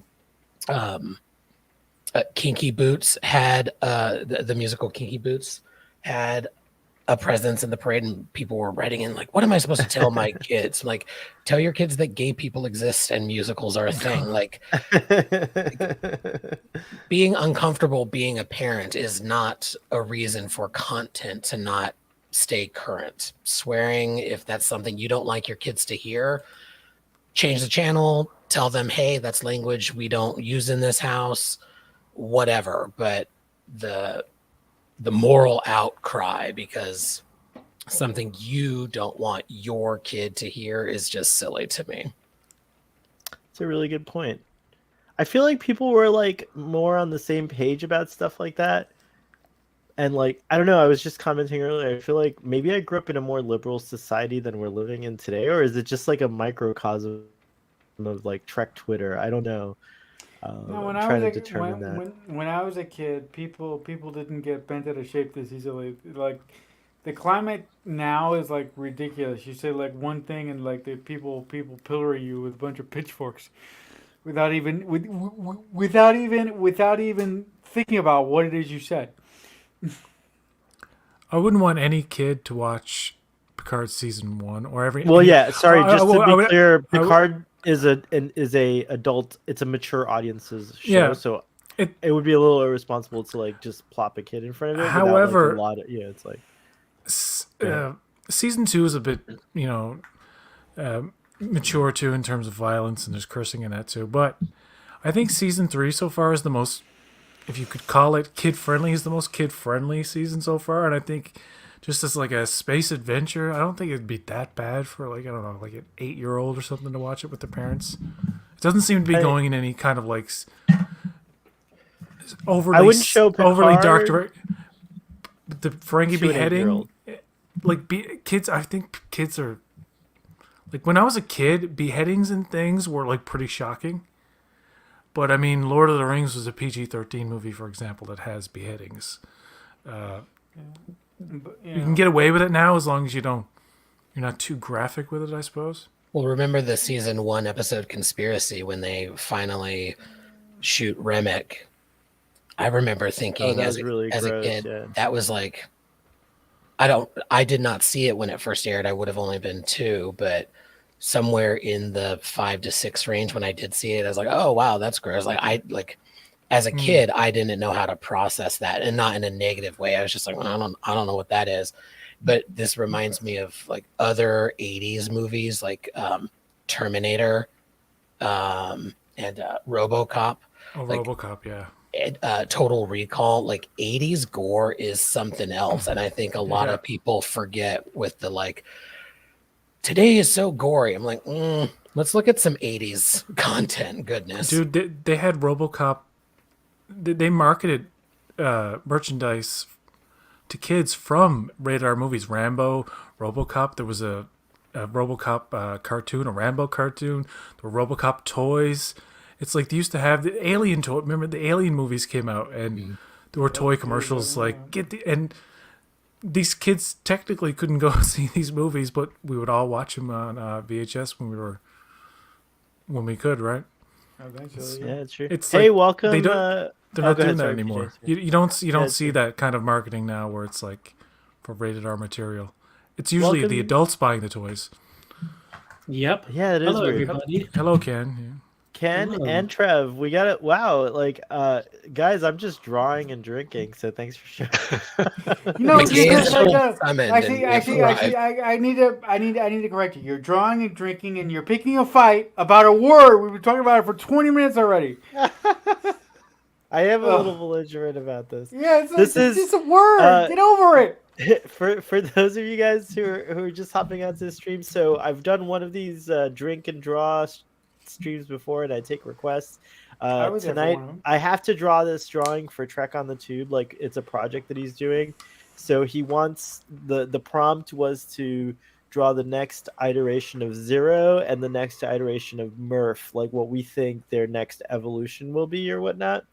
And Wow. I didn't want to do it because I want to see. I don't want to like even think about what it'll be because I want to be surprised by what Prodigy does. Like, I had a lot of expectations about Murph, and then Leggy Murph. At first, I was like, oh, do I like Leggy Murph? So I don't want to like start putting more expectations into Murph and Zero. So I decided that I would go to the Mirror Universe. So this is Mirror Universe Zero, known as Orez, and I'm about to do. Mirror Universe Murph after this. I might just stop on Mirror Universe Zero if you guys have a request for me to draw something while we continue talking and chatting. But yeah, welcome Ken and Trev. How are you guys doing tonight? And what do you think of cursing in Star Trek? I really want to know that too, actually. I think it's God, amazing that this is a Monday night edition of a special Monday edition of Thursday night is what this is. So It's true. hello Trev, Captain Hello. Stanley. I like it. Yeah, a lot of folks in the audience are saying hello. You I know, forgot that my name was Captain Stanley because I use this to stream playing Star Trek Alliances. let me just say as I take off my glasses that cursing in Star Trek began in the first season of the original series. And it was shocking to have Captain Kirk say, "Let's get the hell out of here," at the end of City of Legend Forever. And when William Shatner said in 1967, I think it was 68, "Let's get the hell out of here," that would be the equivalent of Patrick Stewart saying "fuck" today. Really? It was that bad? Yeah. Yep. Wow, I didn't even. I see. I don't have a concept. Hell's like constantly used today. But not it's like then, not back then. It's not It even was a swear word, really. To be honest, Right. if like today, that's astonishing. It was a big deal. Yeah, when Shatner said, "Let's get the hell out of here," Wow. and he punches hell. He punches, "Let's get the hell out of here." It's the very last words of, as everyone knows, of City of Legend Forever. That was huge. That was a huge thing, and it was very controversial at the time. So Star Trek has a history of this stuff. What do you think now, Marcelo? Oh my God, man! Can we just get off it? Get off it, man! No. Let's move on. We're not gonna get off it. Oh, you admit that suck! You're a hypocrite. I'm kidding. I'm kidding. I'm kidding. Look. In all seriousness, we all have different opinions. Some of us think that it's cool. Some of us would not rather have it, and some of us are really indifferent. And I think that it's okay to have good, healthy discussions about things and issues and lovely things. But I'm you know what? I'm ready to move on. Let's talk about a different point of Star Trek now, please. Well, you can't move on until Trev says his piece, and then I'm happy. Oh to yes, move yes, on. yes, Trev, show your face. I literally stopped watching one of my favorite non-Star Trek shows, non-science fiction Ooh. shows, just to come in because. So my morning started with realizing this was even a controversy. Like I didn't realize this was a thing until I looked at Twitter, and Twitter has that wonderful way of just reflexively making me annoyed with the world. And so I was like, wait, this is a thing? And so I was reading, and I decided not to comment on anyone because I didn't want to get into a debate today. I was like, I'm not going to debate this. I wasn't like you. I know. I saw you take the bait, and it's okay. It's okay. I still love you. But I was like, what? Why is this a thing? And then I saw people make just comments that I thought were just silly about like people should speak in a more articulate fashion, and I'm like, okay, green-blooded son of a bitch. Star Trek 3. Not terribly articulate, and one of the only, I mean, presumably the only original series character with a doctorate that we know of, as far as canonized. So like education level and things like that were being thrown around just seems silly, considering the one with the worst potty mouth was potentially the most educated. So removing for a second that contemporarily we don't equate, use of cursing or vulgar, slurs or slang or whatever with education level. So I was like, okay, I'm not even going to get into this debate. I'm not even going to talk about it. But like somebody mentioned, I don't remember who it was, and I don't even care anymore. Somebody did something about language evolving and like humanity evolving, and I'm like, wouldn't you think that the first words to purge from our lexicon in human evolution, when we get to the point where we're in the 24th and 25th centuries, it would be words that we haven't heard used in Star Trek. They would be horrible pejoratives that I'm sure have just evolved to the point where they are no longer part of our language. That being said, O'Brien refers to Cardassians as Cardis, which I presume is not a very nice word. Right. Also, by the way, the word "fuck" itself, we found out in the chat, has been around for like since the 1500s because Chaucer used it. Right. Didn't like Absolutely. 1460s, I think, is actually the original. Yeah, like that, but not that I've looked this up before. But I was curious because it's one of my favorite words. And then I thought of something like outside of those horrible words that we just don't use and aren't part of our everyday discourse. My mother always used to say there are no bad words, there are only words used badly, which is like one of my favorite little phrases from Mom. But in terms of Star Trek and language and evolution, like it kind of said what I have to say with respect to evolution, but like, do we really believe that like in the throes of passion, everyone's just saying, yes, make love to me? Like, no, people are using that word. That word is not going to disappear so long as human beings fuck. It's not going anywhere. I'm sorry. All right. So JL dropping it when he thinks he's about to die, I'm surprised he didn't use it beforehand. And the only reason he didn't was because of TV censors. Like he curses in French in season 1 of TNG. Like it's just silly. It's like it's a fucking word. Chill out. Chill the fuck out, everyone. Chill All right, out. that's it. All right, Marcelo, we can move on. Oh, thank Christ! Let's go. Now I've heard Thank everyone fucking God. say... Move on. Good God, Yeah. man! Yeah. I'm a doctor, new not a politician. The new folks that joined in, by the way, this is very interactive, the drawing thing. So you can suggest colors. You can tell me like, oh, add this or whatever. Like I'm not sure about that color for that scepter. It's a mace. It's a mace. But Oh, it's yeah. a maze thing. What do you think Like- would be better, Marcelo? I was thinking like some combination of like red or something. Ooh, okay, I'll try that. You over here up in the hit you on the head and crush your skull bit?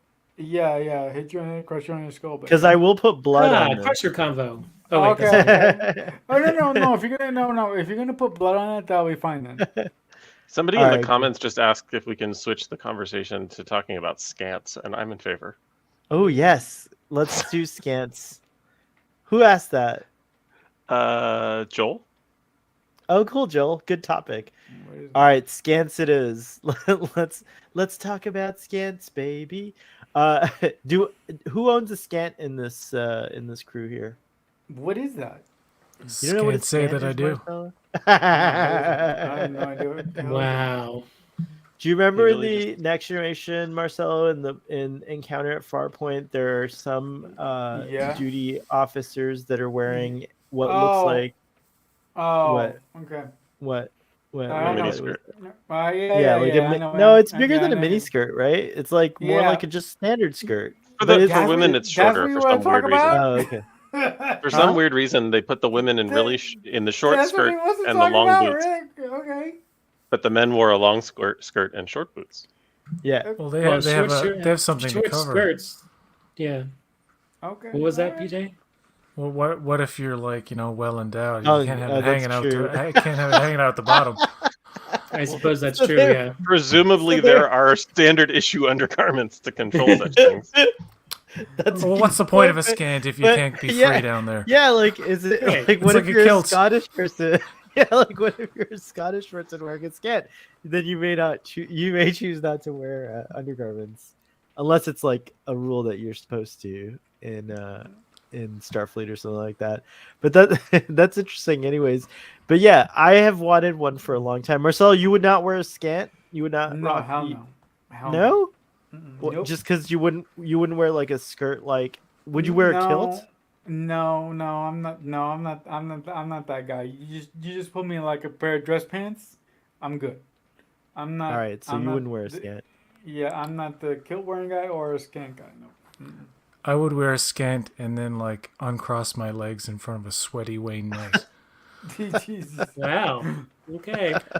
Speaking of Basically scants, do like a what movie was that?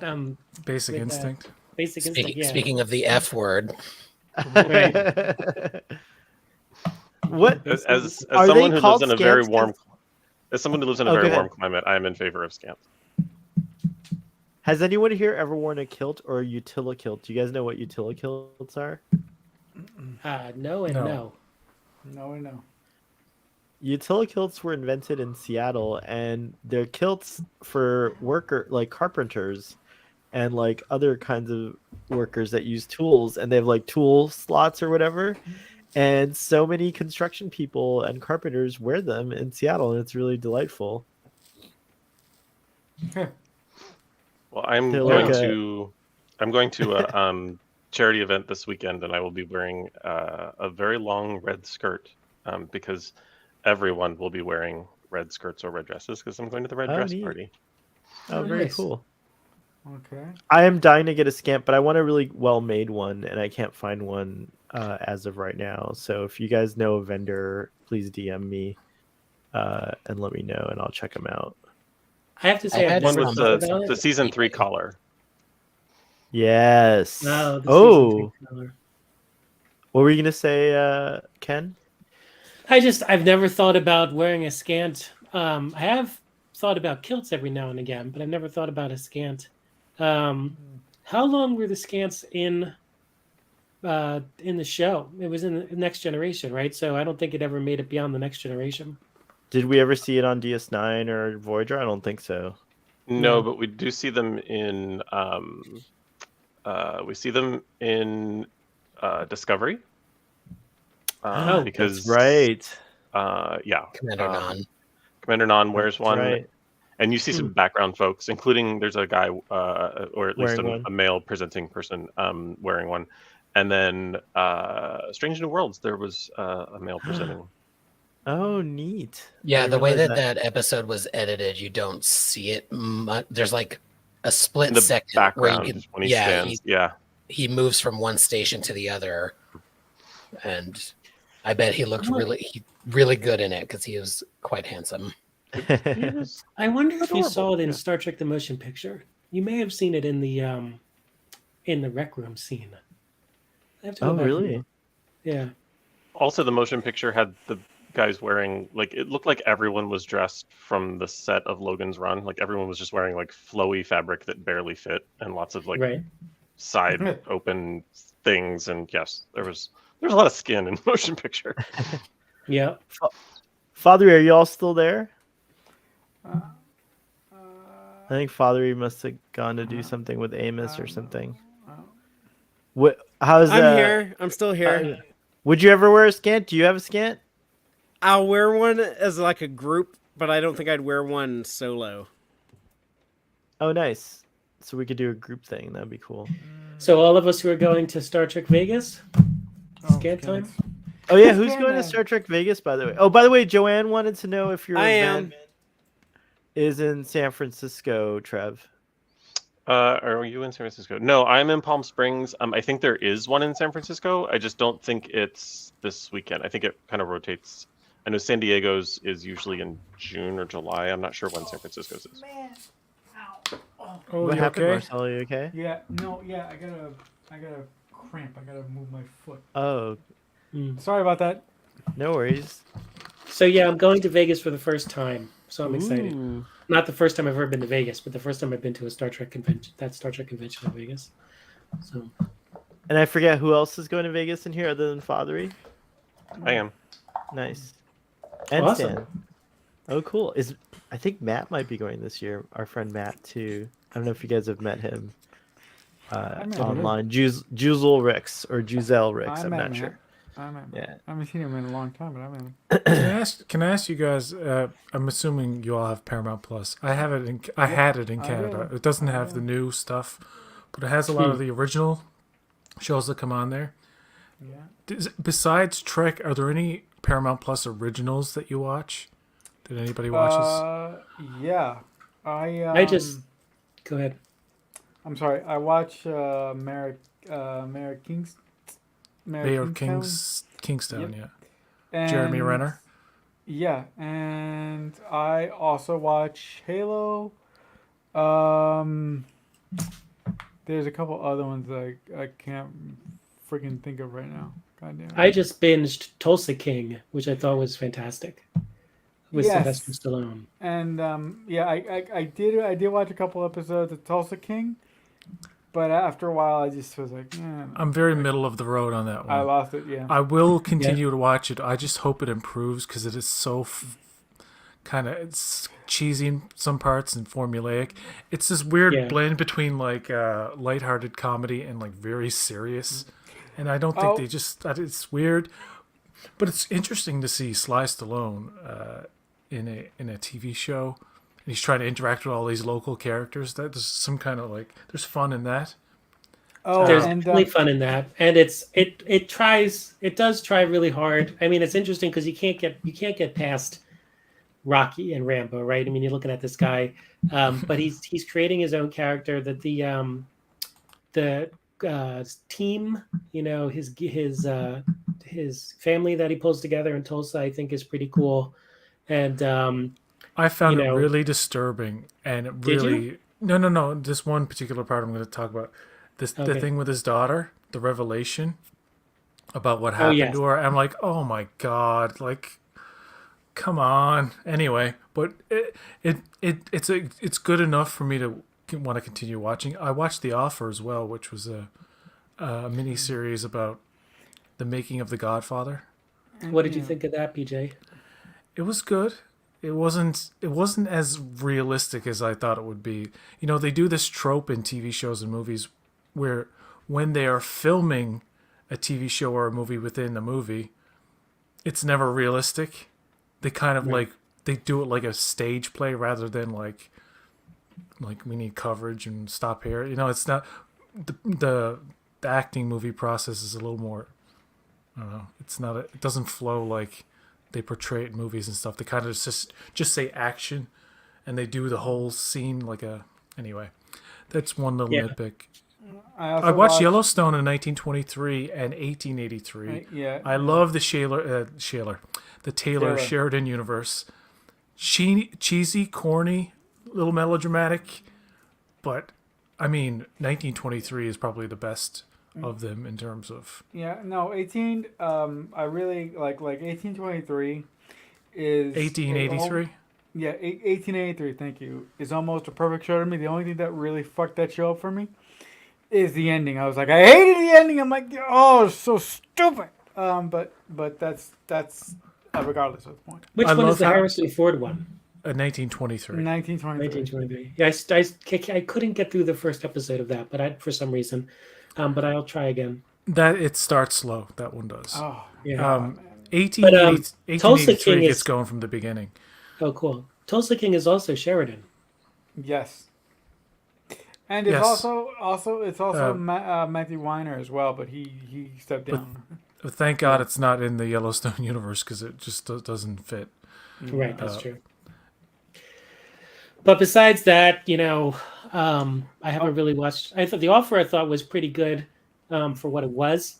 There's a lot of people said that they should bring back some of those characters from The Offer, the Paramount studio executives, because that's right before Star Trek: The Motion Picture, and a miniseries like that, based on everything that happened around Star Trek in the mid 70s up to the release of the motion picture, is pretty dramatic stuff, from series to television movie back to series, and the whole thing with Gene Roddenberry and all that stuff. And So Leonard Nimoy. that's being made. Is it being made? I heard something about a movie about Gene Roddenberry and Star Trek, like a biopic. Did Yeah. anybody else hear about that?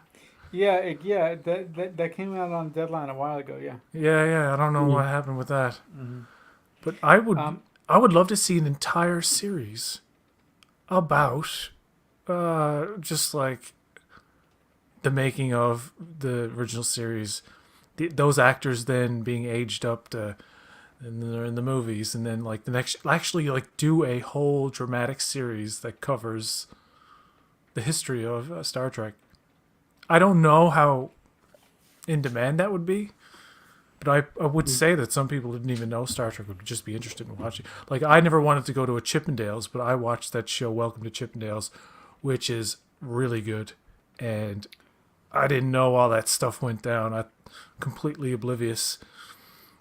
Sorry for jumping in real quick. I got to bounce. I didn't want to just disappear. So Yeah. thanks for fucking having me. Thanks for fucking coming Bye. on. Thanks for fucking being here. Any suggestions about Zero before Mirror Universe Zero before I go? so I Battle can damage, please. You're yeah, we already got that, Marcelo. Where's the battle damage? Where is it? No, The two Joker's weapons on demented it? robot. No, it's I'm coming. It's coming. I'm terribly not creative when it comes to physical media. So I'm just impressed that what you Oh, already. but you get to use me as a vessel for like a request, if you will. Like, should Zero have like missiles shooting out, lasers, phasers? Pew, Should he pew. have like, I don't know, any decorations, like war decorations? Perhaps this is like a Perhaps war some- Zero? perhaps some scarring from battle Okay, all right. or some form of scarring. damage. Yeah. Yes. Damage. All right, we'll do that. Some- we'll put some some- damage out Some fucking damage. Yeah. there. Thanks for popping in. What show were you Thanks for having watching me. that you came on? I'm such a sucker for procedurals. I love 911 and 911 Lone Star, and I was watching 911. Ooh, which- okay. Yeah. Those are- Oh, there you go. So I That's just that's Ryan Murphy. Well, thanks for coming on. thanks for having me. Bye, guys. See you in a few days. See ya. Bye. So yeah. Yeah, so no, the other things that I watch on Paramount Plus are, I watched the new rebooted CSI on there as well. I watched a little bit of the rebooted Criminal Minds, and I'm watching the Teen Wolf spin-off series Wolfpack at the moment. I don't watch anything else. I just realized on Paramount Um, Plus other than yeah. Star Trek. I don't Okay. watch much that isn't Star Trek. And The Beavis and Butthead movie and new season are actually not bad. I did watch yeah, the oh, Beavis and and Butthead also movie. the other day I watched Air Force One on there, and actually the Teen Wolf movie as well on there. Get off my plane. Get off my They just released today, I think, a newly revised 4K physical version of that movie with Dolby Vision and all that stuff of Air Force Cool. One. Awesome. I love her. Yeah. Yeah, I mean, Gary Oldman's performance in Air Force One is it's amazing. It's just so good. Gary Oldman. Joel in the audience suggested a dead Mirror Universe good Badgie. Dead Uh, Badgie under Zero. Under Oh, like Zero. like That's if interesting. if Zero killed Badgie. I love Mirror Universe Zero. You're gonna put this on Twitter, right? We're gonna make this go viral, right? Like, all right, I'll put it on not Twitter. only will Aaron Waltke retweet this, but so will the Hageman brothers. It's possible. I don't do it for that, but yeah. I that'll be nice can if get they- Aaron to. I know Aaron. I can get him to retweet it. You know him too, I know- right? You've I know him too. I could call. Not call him up, but I could send him a DM. or just add him. He doesn't mind being added. Some people Hey. mind being added. Some people mind, We some didn't- people don't mind, but when I leave here, I'm gonna go build one of my Gunpla models. Ooh, But what are you should gonna I? record it? No, but what should I put on TV while I'm building? What something on Paramount Plus? That's like non-Star Trek. Sure, or it can be Beavis Star and Trek. Butthead. Something I've seen. Oh, I could do the new Beavis and Butthead because I don't that's something I don't really care if I like miss an important plot point or something. I think I'll be okay. Yeah. That's a good option. Okay, The other day I was editing and I put on the first season of Lower Decks on the TV as my background. And it was great. Do you know they're making a next month? There's coming out. What is it called? Yeah, Grease. There's a Grease, Grease TV show coming out on Paramount Plus next Yep, month that's Oh. right. called Mining Grease: that Rise of the IP. Pink Ladies. Yeah. Yep. I am curious what P Plus will do in regards of replacing Picard and Discovery. How many new shows are we gonna get? Is this gonna be one? Is it gonna be two? Well, I it's think not it's going to be not. a Terry Metalis led show, that's for sure. Boo. You don't think so? He's something happened with. I think it has to do with the people he's associated with online for all these months. But after Picard, he was no longer employed. They weren't like, now here's the next thing, Terry. He just went on and he co-wrote Witch Mountain, so he's like working on that show with Disney now. So they haven't hired him for anything else yet. He said that on one of the Yeah, he streams. did. Yeah. But I think with the massive success of Star Trek Picard season 3, they've got it. And plus, I think there's going to be a spin-off that comes off of this thing.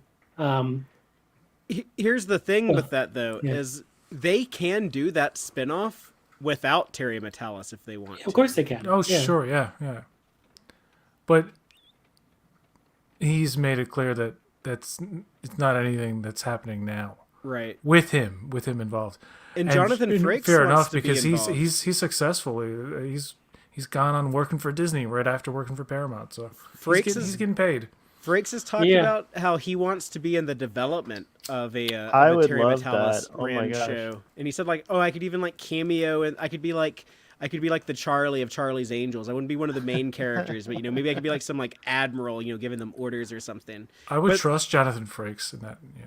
Well, I think Yeah. he Stan, would what- be, he would Stan, be what like the would you- Olan oh, sorry. Tunde.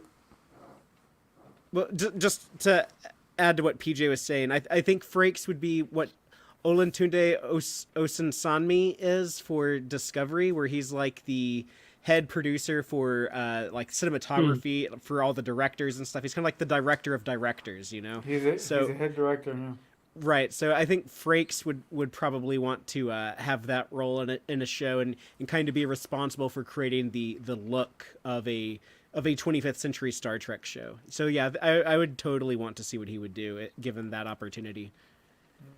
Well, so I think after yesterday, I would question whether Michelle Yeoh would come back after she just won the Oscar. I don't think she's ever going to be Yeah. playing that character again. I don't think Yeah. that Section 31 show, if I- it happens, it's going to be another thing. It will be, but I disagree that it'll never happen completely because I think quite the contrary. I think they're never going to stop trying to make that happen now. Mainly because Yo seems enthused and wanting to do it. So, but yeah, it's not going to be an ongoing TV show. It might be like a limited series or like a made for streaming movie. But yeah, they're going to, if anything, I think they're probably going to try harder now.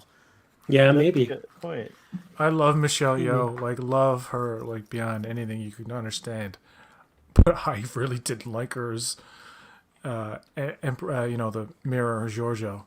I thought it was just like all of her dialogue was just so weird and awkward, and she played like a catty 1960s Batman villain, and it's like great, very talented, the best of the best can be in roles that just don't fit them. I And loved wouldn't fit her anyone as really. I don't know. That Giorgio. Giorgio character was just No, really I loved it. I think awkward she and- put it awful. out perfectly. I You would have know, preferred Captain her Giorgio. Her last but her last two yeah. episodes are really good though, as that character. No, I loved say. her character. I loved how You know, bitchy but she you was. know- I loved you know what? everything about her. I- But before you know, we I've- go on, I had a question for Stan. You guys don't let me ask Stan a question like you Oh, don't want him sorry. to talk or Sorry. something. Yeah. I'm sorry, Stan.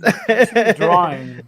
Stan, what's your Oh next wait, Star Trek show? real quick before you ask Stan that question. I knew it. I knew it. I just wanted to make sure everyone understood this is time for Stan's question. So Hell, please go ahead and Yeah. ask. What's your next Star Trek show, Stan?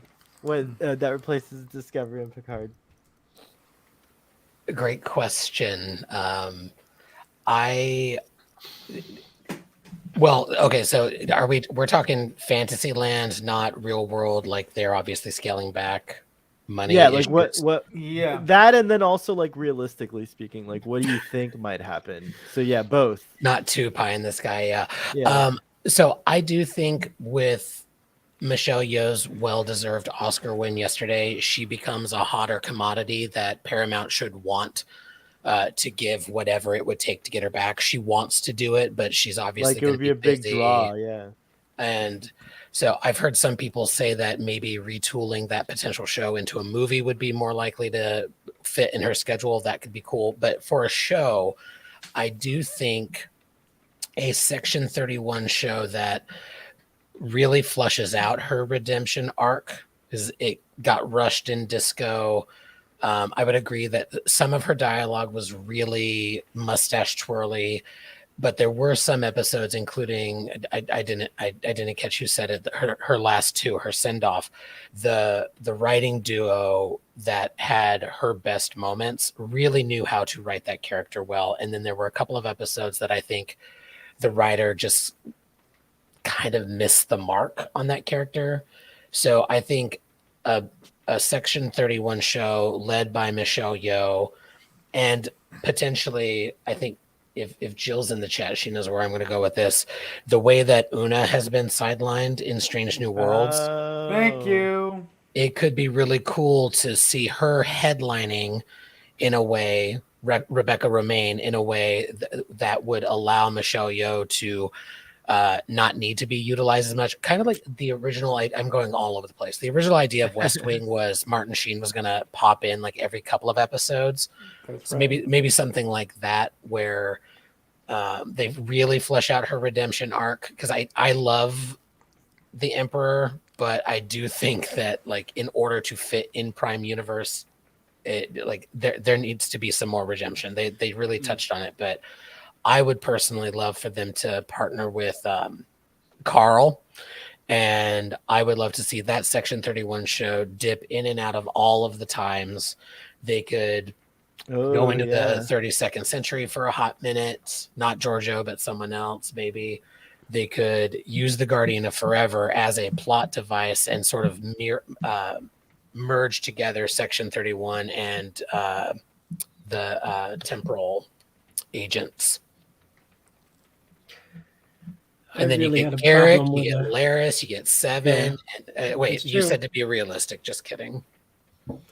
Yeah. My roommates will tell you that as soon as you heard Bart LaRue's voice saying, "I am the Guardian of Forever" in Discovery, I almost broke my television. I did not like that they went to the Guardian of Forever. Really? But yeah. Are you I a fan thought- of the original series and had some sort of connection to that issue, or what? I am a fan of. Am I a fan of the original series? Yes, I'm a fan of the original series, and sometimes I think you need to leave well enough alone. Okay. You know, so you know, the idea that the Guardian it just sort of is this guy named Carl, and This Can kind of just- girl. yeah, it's just sort of, you know, it's just sort of weird. So I think it. Okay. Yeah, I think there's some things that are sacrosanct that you just kind of leave be. What's your doesn't opinion on Yesteryear then? Well, so yesteryear you had the Guardian was still on the same planet, right? And the idea of Starfleet putting you know, scientific folks on the Guardian. So the way that it was treated in yesteryear, the way that it was treated in the books, Time for Yesterday and Yesterday's Sun, I didn't have a problem with that. I had a problem with this physical thing being able to just move wherever it is. as long as it was still on the Guardian planet, I didn't have a problem with that. But if you look at the dialogue from City on the Edge of Forever, are you machine or a being? I am both and neither. It just didn't work for me. And maybe that's because I'm being stubborn. I'll grant you that, because I am sort of a purist when it comes to the Citizen Kane of Star Trek, City on the Edge of Forever. But yeah, I didn't have a problem with Yesteryear though, because Yesteryear had it. They went back to the planet, and I think it fit into the dichotomy that they set up in City on the Edge of Forever. For the most part. What's that season 2 episode of Discovery where they go to Talos 4? Is it? Yes. If memory serves. If memory serves. Yeah, man, sure. Yeah. You know what's I know a lot of people are like, oh my god, I love it because it's such a callback. To me, it was like it was awkward for me because when they show the recap and they show the events from the cage, and then they show Talos 4 and the Talosians. I don't mind a redesign and an update, but it seemed like they were just so different that I felt like it just I didn't like it. I really didn't like it. I was like, why even show the recap if this is how even like the tone and the color grading and stuff was all just everything seemed off. And there's some really kind of beautiful moments in the episode between Pike and his ex Vina. but Xena, yeah. Vina. Vina, yeah. Vina. And I love the cage so much as just an episode that it really, really bothered me. And that thing about the Guardian showing up, what's that 2-part episode where that the Guardian's there? I forget the name of it. Those were the last 2 Giorgio episodes, right? Yeah. When he's like, I am the Guardian, and it's the same voice. It that's just what I mean. felt out of place because it's so retro, and it felt Yes. proper in the older series, like the TOS and the animated series.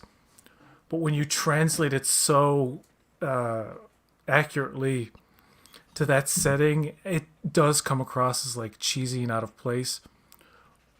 But it doesn't somehow back in the day because it's a whole different thing. And I don't mind that they update things. Like this is a case. I'm just using the Talosian example as something they changed and I didn't like it. And this is an example of something they kept the same, but I still didn't like it. You know what I mean? Not as much as you didn't like it, but I felt it was kind of awkward and out of place. Although I think that episode, I think Disco does the mirror universe really well. So whenever they go there, it's like Michael Burnham or Sonequa Martin Green when she's like all crazy and looking into the camera, and that's why it's the best Giorgio episode too, because the 2 of them in that episode, just like that's some of the best of Discovery. But like Discovery is one of these shows where, like, I like a lot of things in there, but as a whole, it's always kind of like let me down. But I don't know, it's weird. Yeah. Well, Star Trek has always done the mirror universe pretty well. I mean, obviously Mirror, and then I think the Deep Space Nine. They didn't do any mirror universe in the Next Generation, right? Then they went to Deep Space Nine and they did a whole bunch of stuff, which I thought the Deep Space Nine mirror universe episodes were actually quite good. And then the Enterprise 2-parter, which tied Mirror in with the Tholian web, which I thought was brilliant. I thought that was great.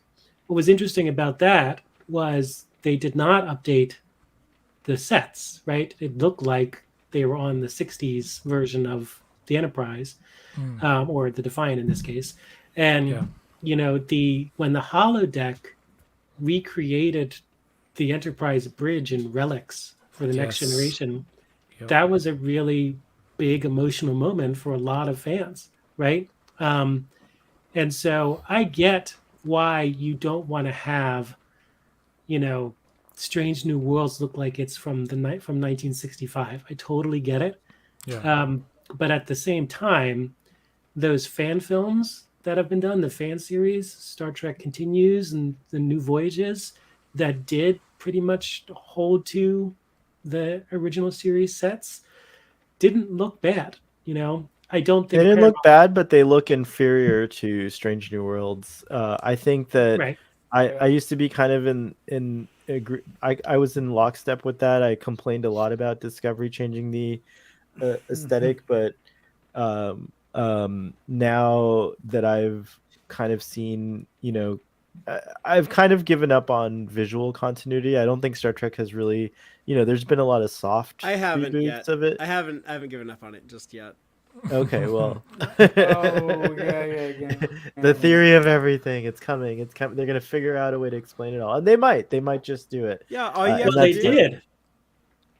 Go ahead, probably. I was gonna say, like, all you have to do is just in the final episode of Strange New Worlds, like, have the ship get a refit, and then when Kirk takes over, it looks like TOS. Well, so there was a book. I think it's one of the Eagle Moss books, right? It might be right behind the guide to the NCC 1701, Mhm. where they actually count in Discovery, the Discovery refit, and then they take it back to the original series, and they try to explain it in that guidebook, which is pretty interesting. That they try to fit that in. It's a weird Um, explanation, though. It is a weird explanation, yeah. But Yeah. it was, but yeah. So continuity wise, like when I saw the Enterprise at the end of Discovery season 1, Uh-huh. I knew it was coming. Obviously, they definitely with the NCC 17 and when it came in, my first thought was, wow, that looks cool, and my second thought was, why did they make some choices? That's why? when Yeah. I noticed the gaps in the The pylons. nacelles. Yeah, Yeah, the pylons. Like what Yeah, the? we had identical reactions to that. It was almost like Yeah. Whiplash. I was like, "Oh my god, that's beautiful!" What? Exactly. It's like, what are you doing? I do love that design, though. It has definitely grown on me, and I accept it as a variant to the Constitution class that coexists on the timeline. Yes, Oh, it God, does look Star really, Trek really nerds. cool. Yeah, Star Trek nerd.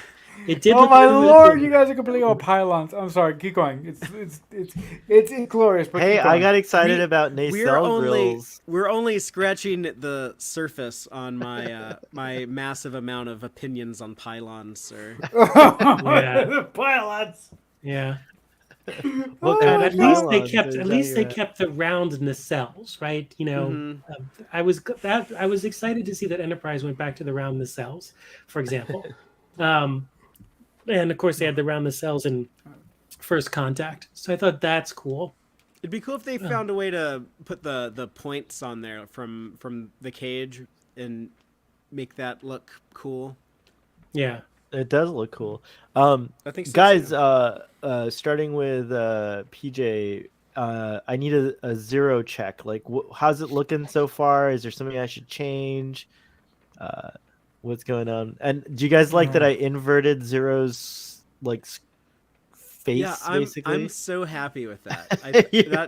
That turned out so much better than anything I was picturing initially. Ooh. We need some Yeah. blood. Oh yeah, We need that's some right. blood. I'll put the Yeah, blood. dirty him up. Dirty him up. Okay, cool. He's too Uh, clean. Did you have a thought, Stan? My favorite part of it is the Maleficent horns. That Yes. looks great. They are Melissa. I got to put the lightning into it. How about you, Ken or Marcelo? I know what you want. Don't worry. I got you. Yes. you do. Maybe then audience a too. Maleficent staff in Ooh. his other hand, the right His oth- hand. I kind of do. Should I put like an energy thing forming here? Like, is he able to like shoot bolts out of it or like energy out of his hands? Or, I don't know. Is he? It's the mirror Oh, universe. I guess he so. could. Yeah, it's true. I'll No, think of, I think, but a staff and mace, I'm not sure I'm gonna do that. no, I 'cause think kinda- I think he looks good with just his hand over there because he does have the mallet thing. So And then I guess I'm supposed to put Badgie in, but I can't have him stepping on Badgie because I don't have him as a full body figure. So maybe I'll have Badgie like. Why don't you have Badgie sort of like on one of the spikes on the mace and just have him sort of like dead on a spike. Oh, that's a good idea. Oh, That is a good whoa, idea. totally different tack, and feel free to ignore completely. But what if Badgie was this version's comm badge? Oh, wait. that's a good idea. You also That's a good probably idea. Yeah, it's a good idea. The other thing I That was is thinking of good. is does Zero here have an agonizer? That's what I was thinking. Oh. Yeah. What did the I the have a handheld homemade agonizer? agonizer. Hold on, I got one right over here. You got one? Hold on, Be let me right put back. you. All right, cool. All right, thank you. Carry on with your conversation. Oh, I did have a question, Ken, about in the animated series episode, which you didn't mind. Don't they establish there that the Federation seems to be using the Guardian for purposes of time and time exploration and stuff like that? So it fits kind of like in Discovery. What the Guardian said is that like it got tired of being used, and so it moved to this like place where no one would find it in the 32nd century. When It packed its bag Yeah. and moved It packed its Yeah. bags across and the left. galaxy. Yeah. yeah, It went Bon Voyage, Arriva Darchi. Archie. So, I think, I don't know. I didn't like the fact that it sort of could construct itself like that, like it was some sort of Legos or building blocks kind of thing. I thought that was a bit strange. It also, of course, was much, much larger than, and again, that's because of the aesthetics, and you're now able to do things much bigger and special effects and stuff. But it was much, much larger than it was. I also, to PJ's point, when Bart LaRue said, "I am the guardian of forever," and they basically lifted that line from the original series, there was really no reason to do that except for nostalgia purposes, because, why would Carl just suddenly shift to that voice for one line? It's kind of weird. Although I will say that the episode before, where you saw Carl sort of just sitting there reading the newspaper and everything, if you look really carefully at, and not even that carefully, at the Easter eggs that are provided in that episode, you kind of get the hint that this guy is the Guardian of Forever, because you see the there it is, the Agonizer. Yep. But yeah, so again, they did establish in Yesteryear and in the Lit universe that there were scientific scientific stations that were built around the Guardian, and they were studying the Guardian. Yeah, and I can understand, it sort of makes sense that the Guardian's like, that's it, I'm out of here. But it just seemed weird to me. Do you think Picard season 3 is banking on a lot of nostalgia? I realized something today because I ran into an old friend, and I was like, "You watched the new season of Picard?" And they started complaining about the first season, which they didn't watch. They had only watched people review it, kind of thing. Like, I guess Red Letter Media, Dan Murrell, stuff like that. Because he was like bringing up a lot of the points that these guys said. And I was like, no, I said, well, this is different. I said, it's a lot of fun. I said, the first 4 episodes, like, he was asking me to tell, he was like, what's it like? So I told him, I was kind of like half spoiled, and he didn't care.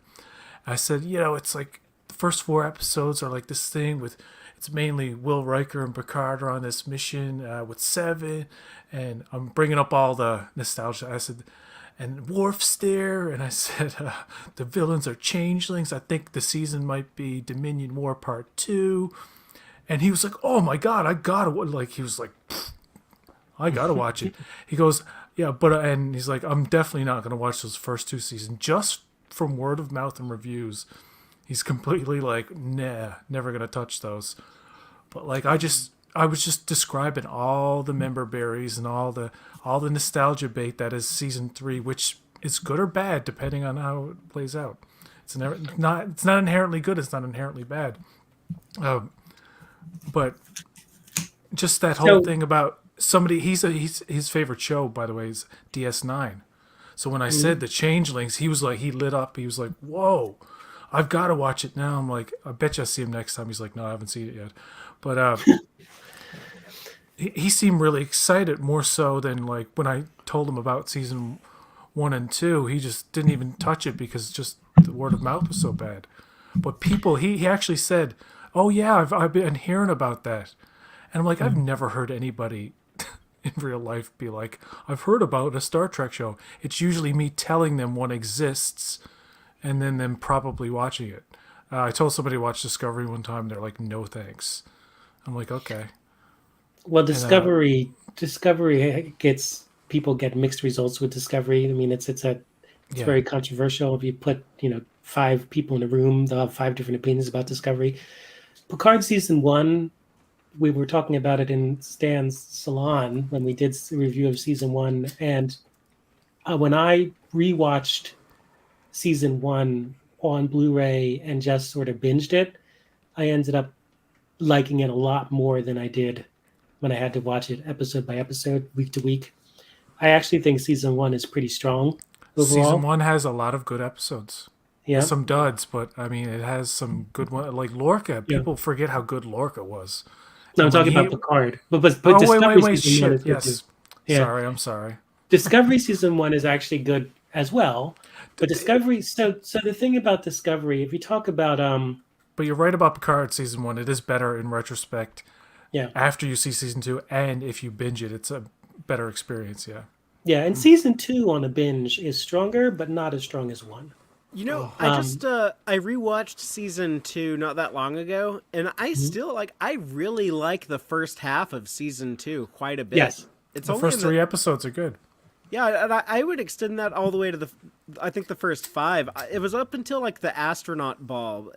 Everything up until then I was really liking. And then even the second half, there's a lot I dislike, but it still ended strong for me, and it had good moments throughout. So I kind of like season 1. I just had some issues with its ending.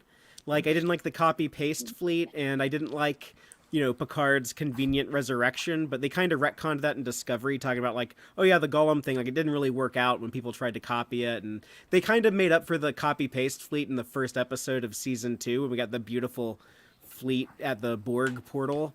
So I'm kind of good with season 1 of Picard, but then season 2, there's stuff in season 2 I like much more than season 1, but it also has stuff that I like much less than season 1. Oh my lord, that is great. I'm sorry, spoiler, but I'm looking at what Sohail's doing over here. That's great. I love that. That's He's okay. just below that. That was stomping on him. that was Joel's idea. So yeah. Yeah, That is cool. great. Season That is 2 of Picard was I loved the Q and Picard interactions in season 2. I thought that was really strong. I was interested in the Gary 7 callbacks, although I didn't think that they took that as far as perhaps they should have. If they were going to go in, they should have went all in. And they gave, the tie-in between Gary 7 and the Travelers, spoiler alert, was a little bit of a stretch to me. Season 1, I thought, was very strong because there was a lot of original things. But, to your point, PJ, about when they do the sort of fan service, I don't believe that Picard season 3 is doing fan service for fan service. I think they are integrating it very well into the storyline. Whereas when Discovery season 1 and even Picard season 1 and season 2, when they do fan service, it's sort of shoehorned in. Yes. Yeah, that's the thing. It's all in the way you use it. Right. And I know one good person who I won't name I disagree. in particular who will not watch Picard season 3, who's seen the previous 2 seasons, based on solely the fact that it just seems to be Trek's greatest hits. Everything's a callback. I'm like, yes, but the drama and the story is actually pretty good. You got to watch Riker, Picard, and Beverly. It all works in 7. He's not gonna do it. Shaw's a fucking these are all characters all of a sudden in this show that I didn't really like, that are very interesting to watch. And people say, well, there's a lot of that drama and dealing with emotions in Discovery. I think one of the sticking points in Discovery is when they go to the future. People are feeling depressed and out of sorts about making the journey, I guess, with Burnham. That's part of it.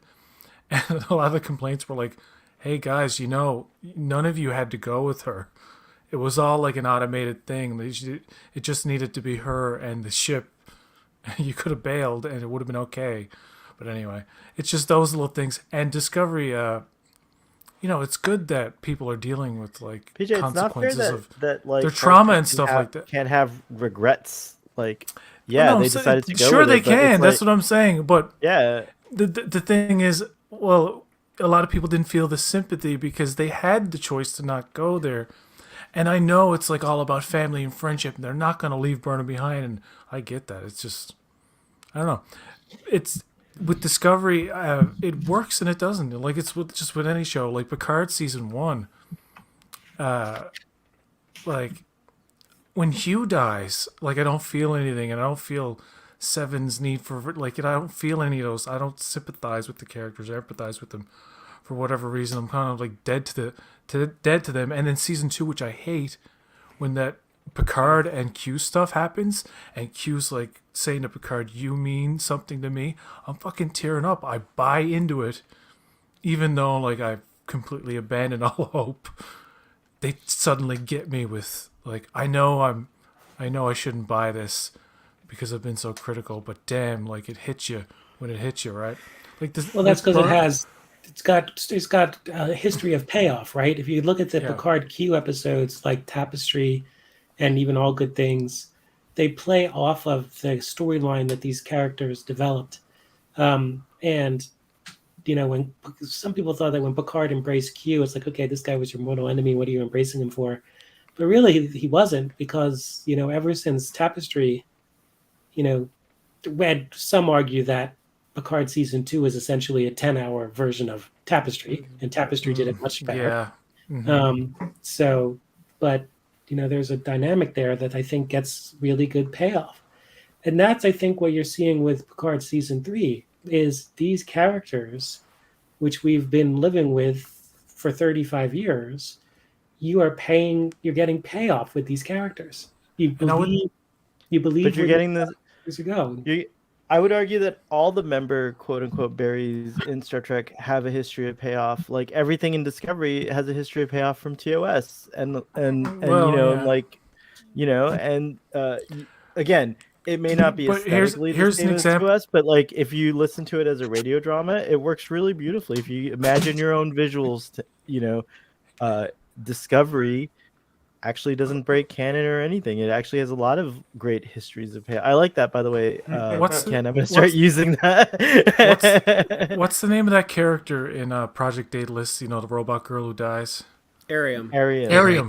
Arium. That Project Daedalus is the first Discovery episode where I like really kind of choked up at the end. I'm like, oh my god, I'm really.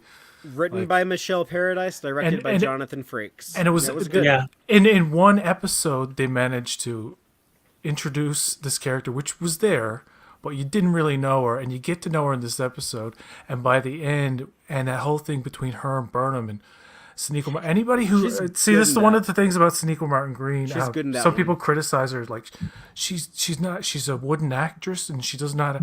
She's one of the wooden. best actresses in any TV show you'll ever see. Like, remember that episode where she's like dying and she's like suffocating to death? Like that looks like she's really, like she totally sells it. That Like, was she's hard. a great. That was actually hard to watch because she was so like. Yes. I felt the pain and the like stuff like that. So I have a So complaint. I will defend Michael Oh. Burnham like Go ahead, all go day ahead. long. It's just that I've been called a Discovery hater just because I criticize like. I need parts it. of I it. have a complaint. Yeah, what's your complaint about the drawing? You mean? Yes, about the drawing. Oh no! Okay. Isn't Badgie's hand like white, pure white? No, it's he wears brown gloves. Oh, No, I think it is- brown gloves. Are you sure? Yeah, I'm 100%. It's you the sure? mirror universe. They can wear whatever color they want. Yeah, Oh, but no, yeah. I'm pretty sure that Badgie's gloves are brown. I He has all believe Starfleet Sohel is correct. I think Okay. that's right. Okay. All right. Because for some reason I think I got thought the colors right mostly. you know what? I mean, he's You a know little. what? I could- Yeah, I could look it up right now. he's wearing brown boots and little brown gloves. Okay. All right. I was also just doing something in Photoshop. I made the thumbnail for this week's Text Trek show. No, no, like I just want to Oh. back up PJ for a split second. Go ahead. I liked some things in season 1 of Picard, but for the most part, I didn't like it. Season 2 of Picard, I liked it in theory, but other than that, I didn't like it. Bless you. Thank you. And season 3 is the first season of Picard that I'm like, oh, thank God they finally got it right. But I acknowledge that is possibly me, just showering in the fact that I get to see another TNG movie that's 10 hours long. So yeah. It's like we're getting 3 TNG movies or something, Right. Yeah, and I think again, it's the characters, right? We love these characters. I think that it's going to be interesting to see because the log line for episode 5 says a prodigal crew member of Picard's.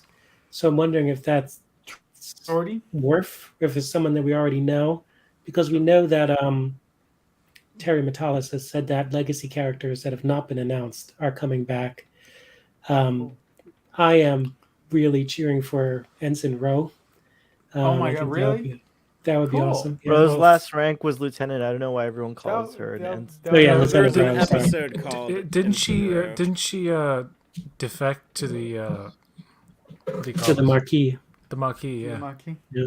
What about no, well that's impossible. In preemptive strike, second last episode, I think, of Star Trek TNG. Right. What about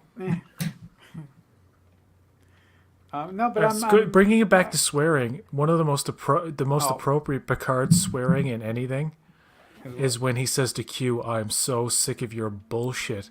That's like a very appropriate, because at this point he's like, you're back again. What the fuck are you gonna do with me now? And it really is just Tapestry, like stretched out, and Tapestry Yeah, did it 140 minutes or whatever. And again, Tapestry I think was stronger in lots of ways. I don't like Tapestry as much as the other Q. You know what? When he becomes human, I always found it odd that he didn't know what hunger, like he didn't understand certain things if he was so omnipotent when he was in that Q form. But whatever. He didn't understand hunger. He didn't understand sleep. Yeah, that's weird. Yeah. But Tapestry is the only, until All Good Things, Tapestry was the only, actually that's not true, Encounter 4 Most of the Q episodes had the Q in it, but Encounter 4 Tapestry and All Good Things did not. So I just argued myself out of an argument. Never mind. Look at that. Yeah. Yeah, no. But yeah, no. Is it okay that Badgie's blood is gold? Yes. Yeah. No. So okay. Yeah. Okay. Like, do you think people will get it that he's been bludgeoning Badgie? No, Yeah. I get it. It's like Should I put more blood splatter here? Over the fingers, yeah. Yeah, with the fingers dripping down the mace. Oh yeah, dripping down the mace. That's a good idea. Yay, people are liking it in the audience too. Thanks, Joanne. That's Yeah, awesome. I will share it with Aaron Walkie. I don't know if he'll find it horrifying though that I did a mirror Badgie. Hey, I mean, Fathery, what's Zero. your favorite musical? I bet she's gonna say something really sarcastic. Oh, I want to know what stands for musicals, just out of curiosity. Musical. I'm not really a musical person. I like South Park, Bigger, Longer, and Uncut. Let's go with One that. of the best Wow. musicals ever made. Yes, is good. Wow, okay. I thought you would like It that really one, is. The PJ. songs in that are so catchy. Like every PJ, one of them. We were like the ages of like Stan and Kyle in them when South Park started, and now it's like it's still like existing. That's I remember nuts. sneaking into the 1999 movie. Yeah. And I bought a ticket to Wild Wild West, that shitty Will Smith movie. Yeah, because I wasn't 17 yet either. And I then think went- that's what we did. I Yes. think that's what we did too. And then if you get the South Park Bigger, Longer, Uncut DVD and listen to the commentary Trey Parker and Matt Stone say on there, apparently a lot of kids bought tickets to Wild Wild West. So part of the reason why that shitty movie made any money at all is because of our movie that all the kids wanted to go to. And I was listening to that, I was like, oh my God, that's what I did. Academy that's Award cool. nominated song, I've- Blame I've still Canada, never performed seen by that, but I Robin did hear Williams that at the song. Academy That's right. Awards. That's right. I didn't know that. I've never seen that movie, South Park, Bigger, Longer, Uncut. Jesus Christ Superstar, I love. I like Grease is cool. Yeah, you can't Yeah, hate but Grease. you can't forget mentioning, if you're going to mention Blame Canada, you should mention Geddy Lee. Geddy Lee. Geddy Lee from Rush, he sang Blame Canada. in the movie. Oh, they with an altered voice. Yeah. Yeah. He's I mean, he you has all the can't- Can you be a soundtrack. Canadian PJ without knowing who Rush is? Come on. I know Come who on. Rush is. You know what? You know what I find funny that almost no American knows who the Tragically Hip are. Yeah. Yeah, I don't It's know. like every time I mention it, they're like, "Who?" I know Marcelo's favorite music is Sound of Music. What's your stand? No, it's backwards actually. Oh, My, Seven Brides for Seven Brothers is yeah, really no, good. my favorite musical of all time. Bless is, your beautiful hide. My top two are La La Land and The Sound of Music. No, yes. So it goes La La Land, West Side Story, Steven Spielberg's version, and then Singing in the Rain. Oh, Sing It in the Rain. I've never seen Singing in the Rain. Woo! Yes, I love that movie. I've seen A Clockwork Orange. Ooh, Not quite the same thing. I learned the song Singing in the Rain. I was barely aware of it, and then like I had like purposely learned what Singing in the Rain the movie was, like Gene Because of that? Kelly and all that, because of A Clockwork Orange, because that Yeah. psychotic Malcolm McDowell Yep. was singing it in the bathtub and stuff. And the guy that was like listening, he's like, "Oh, that's the song I remember that night." That movie's crazy. The Yeah. movie's really disturbing. Clockwork Orange. I actually have never seen it. I need to see I it. couldn't. I was reading the book and I had to stop. I was like, "No, thank you. Yeah. I don't think so." I can't even say why, but it's no. The Just no. Singing in the Rain was also incorporated into Die Hard. That's the soundtrack right. to Die Hard. Yeah, pretty ease on down, ease on One of down Al the Pacino's road. favorite movies, by the way, if not his favorite movie. cool. What?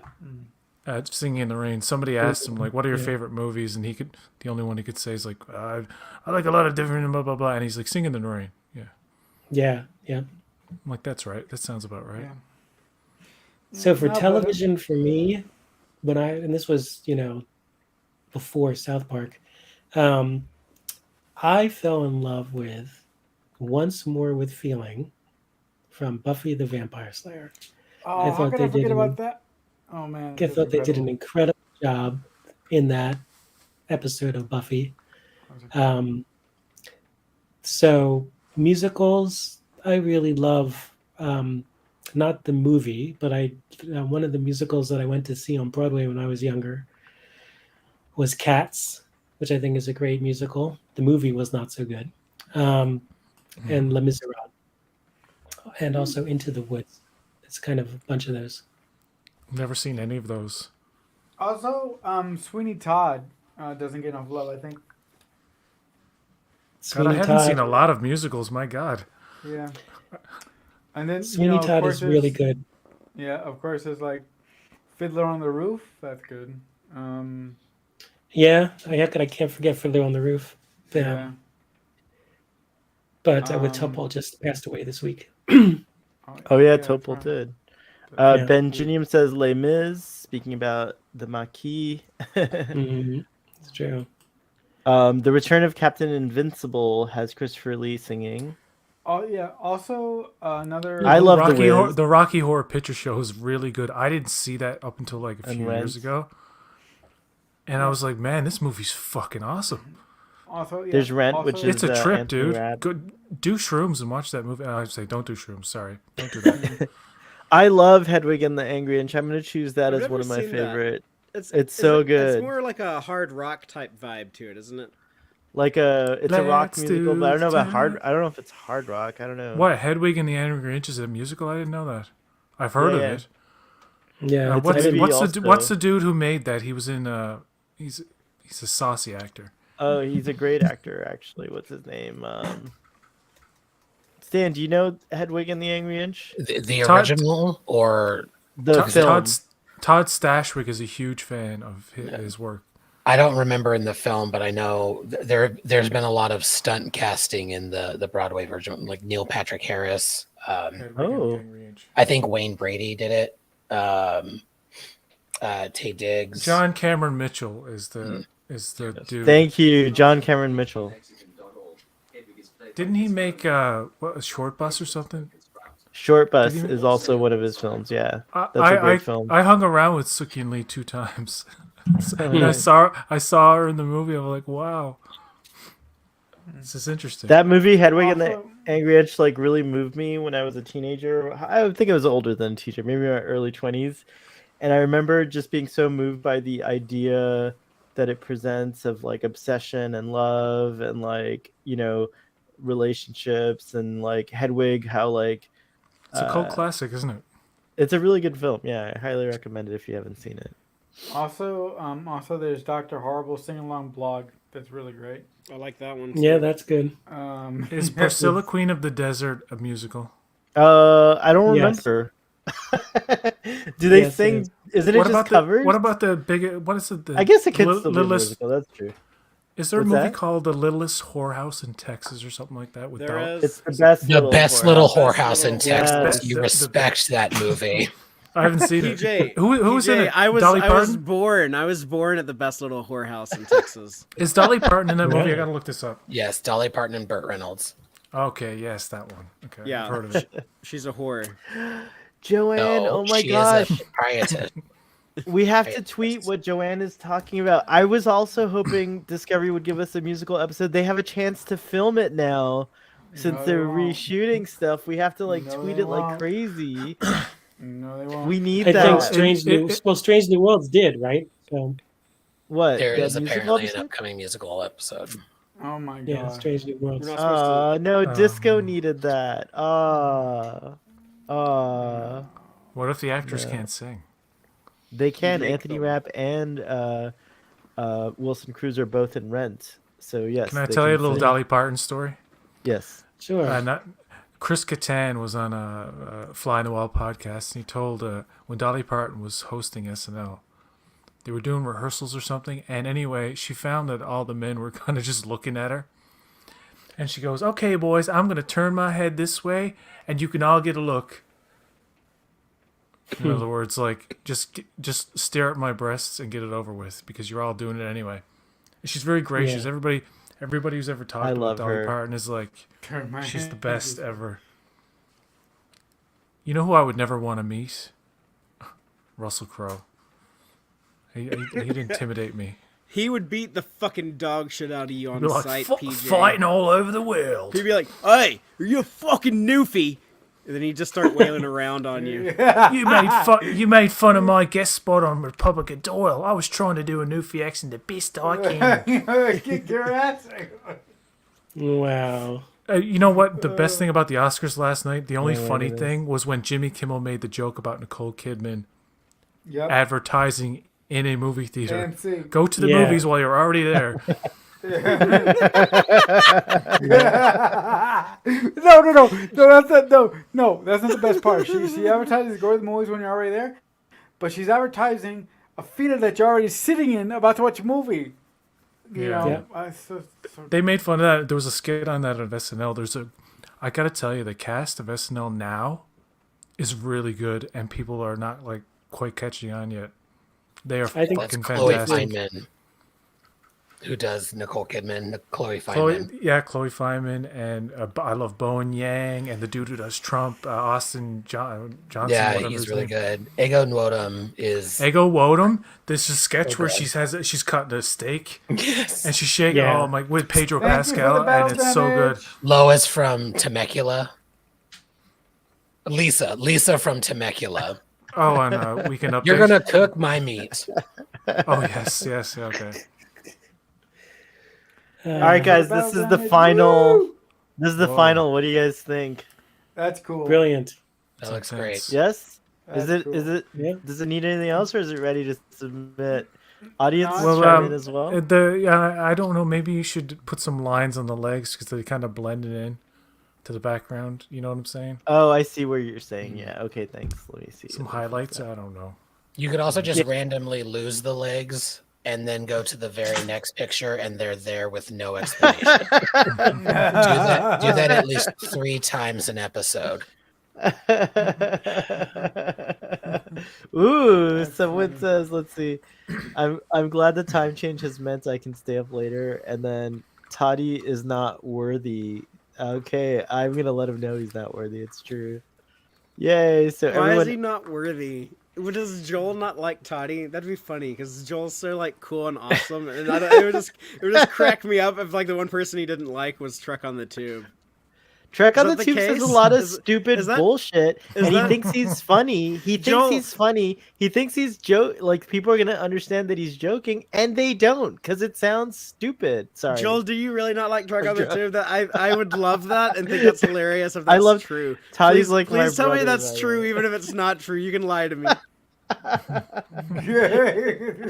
Toddy is great. I Uh, just like to give him crap. I knew Joel's too good. He's the perfect audience member. Always there, always supportive, always funny and witty in the comments. So, yeah, true. Joe always An incredible hit ratio. He always has these zingers. You think like most people who are just firing away, just comment after comment after comment, they'd have like a lot of bullshit in there, but he's spitting fire. yeah.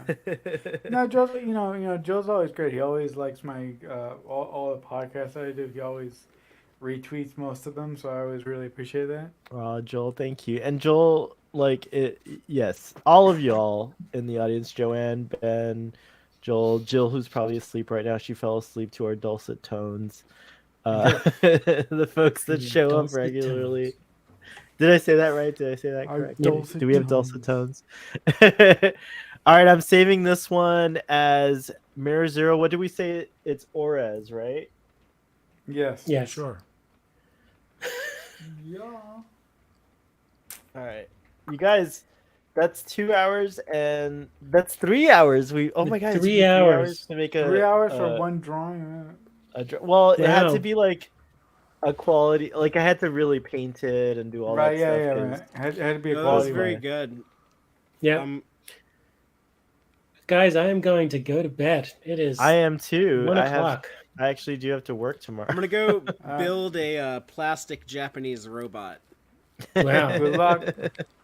I'm gonna go watch Little Shop of Horrors, which is my favorite musical. I never got to Oh, answer. yeah. the That's Yeah, I a was good trying one. to Yeah, ask- that's a really good one. Have you ever seen the That is original really good. ending? Feed me, Steamon. Oh yeah, no, I mean the original. I love the movie. Oh, the Jack Nicholson one. The original ending is the best ending. Test movie audiences are wrong, and they should not be listened to. That's a really dark and very expensive ending to scrap.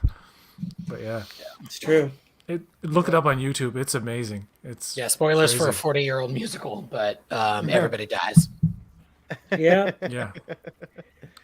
But the Well, visual guys- effects in it are just outstanding. Well, I'm gonna end the stream because we're all going to Yes. sleep.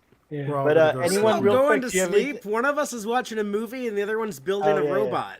Sorry, I'm going to sleep, so I'm ending the stream. I don't watch musicals But too. but question for y'all: do you have anything to promote or let folks know about? I know there's some spaces going on this week. There's some streams. Talk about it. You go first, Stan. So yes, there may be a schedule change with this week's space because I am going to see Trixie Mattel on Thursday. Ooh.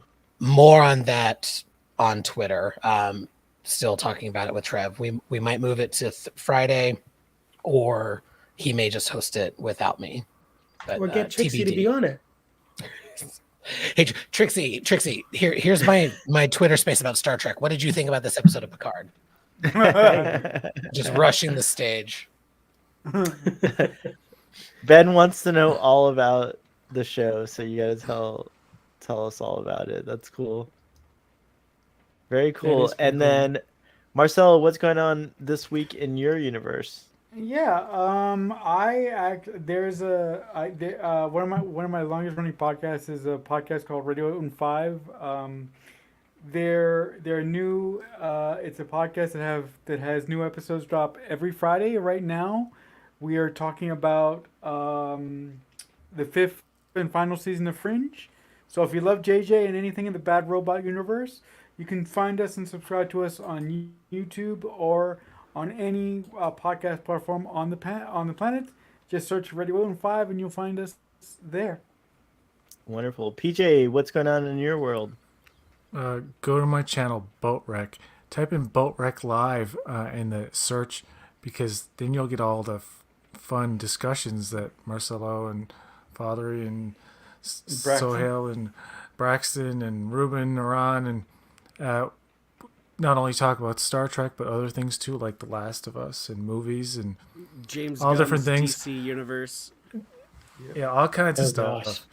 But I'll have to hopefully check it out, this, Buttrek. this Thursday. Yeah, this Thursday I'm gonna try to do a live after the episode. Get it out there early, maybe get more than 50 views. So if you go there, subscribe and like. I need those likes because I don't have any of those. I have a few, but I need more than 50. I need more than 50 views on a video. People, Let's Come on, help me let's out. get PJ Help me more than out. 50 views. Let's do it. Let's do it. Come Yep, on, we can do we'll it. help you out. And then, what about you, Ken? What's going on? Well, Marcelo, I found it interesting that you're focusing on the JJ universe. Yes, I'm a my- I'm a huge. I'm sorry. I'm a huge JJ fan, so that's why. So my best friend in the whole world is Greg Grunberg. No way! You know Greg? Sorry, Yeah, I'm gonna freak out.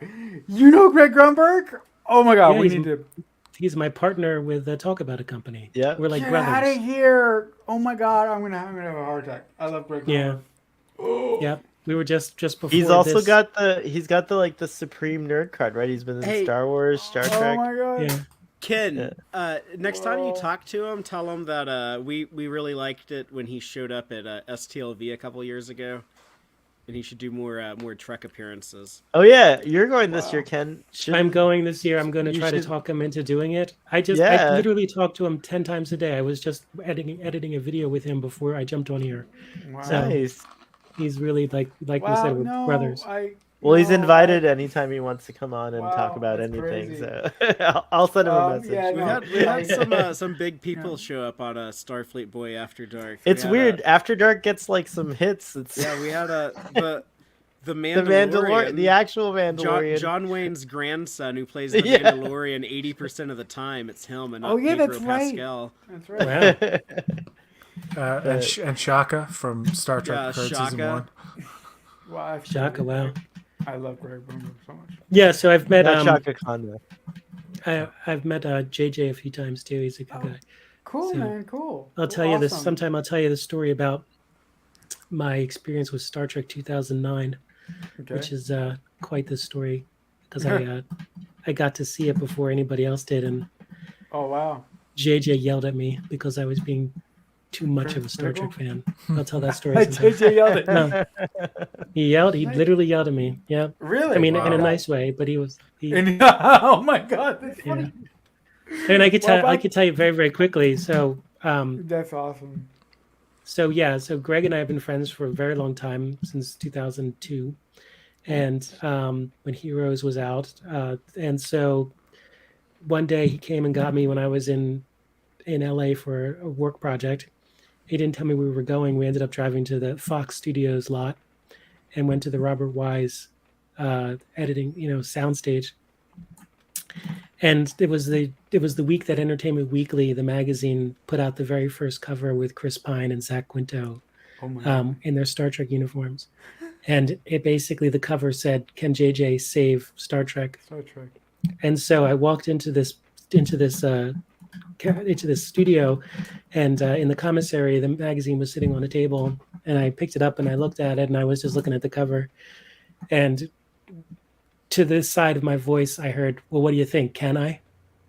Oh my and god. I turned and I was like, "You're J.J. Abrams." And he says, "You're Ken Lomberg." Oh I'm my like, yeah. god.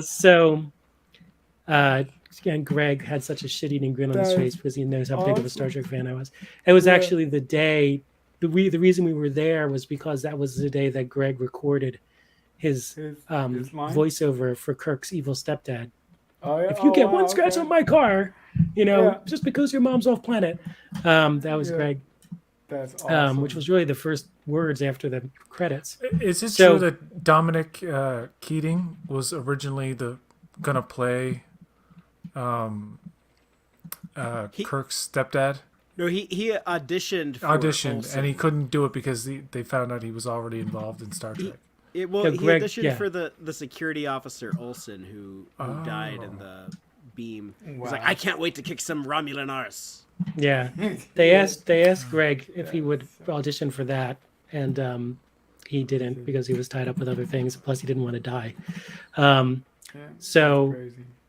so we But went he in and ends up in Beyond, so it's pretty cool. He got it. Beyond. Yeah, and the character's name in Beyond, that's another story. The character's name in Beyond is Commander Finnegan. Is he that guy and from Star Wars as well? He is Yes. that guy from Yeah. Star Wars. He's Oh, I know. I was thinking of, like, who's this guy they're talking about, and I couldn't picture him. And I know, Wexley. I know, Snap I know Wexley. exactly who you're talking about. Now, In yeah. NBC's Heroes. Yes. in NBC's Heroes, Matt Most- Parkman.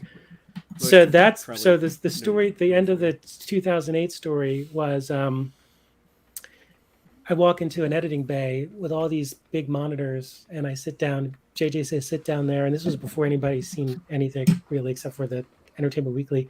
Greg walks and sits in this big chair, and then JJ, the editor who went on to edit the Star Wars movies, she Mary was there. Mary Jo Markey.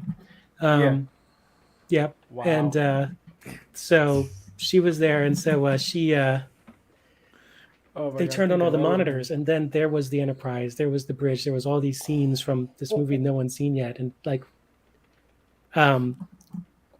JJ was turned to me and said, "So Ken, would you like to see the first reel of the movie?" Oh shit. And I sounded just like Bart Simpson. I was like, "Okay." So they showed the first reel of the movie, which was different, a little bit different than what ended up being there. But if you remember, it was Nero's ship, right? And so they panned Nero's ship. It was a very different thing, and it looked very Borg-like. And so I said, "Is that a Borg ship?" And Mary Jo said, "Who are the Borg?" Oh my And at God. that point, okay, we have a problem here. We're doing a Star Trek movie and don't know who the Borg are. But JJ, to his credit, answered the question and said who the Borg were. And so I watched the whole scene, the pre-title sequence where Kirk's dad dies, and they had phaser turrets on the Kelvin, and I was like, phaser turrets? I'm like, this is very Star Wars, and I'm talking out loud, and Greg's turning, God. he's going white because I'm criticizing this. And JJ, we watched the end. I watched the end of the first reel, and I literally say out loud, "Kirk's dad doesn't die." And this is where JJ leans in, There he goes. and he says, "Ken, can you stop being a fucking Star Trek fan for 5 seconds and just tell me what you think of what you saw?" I was like, "I liked it. I liked it." That was that story.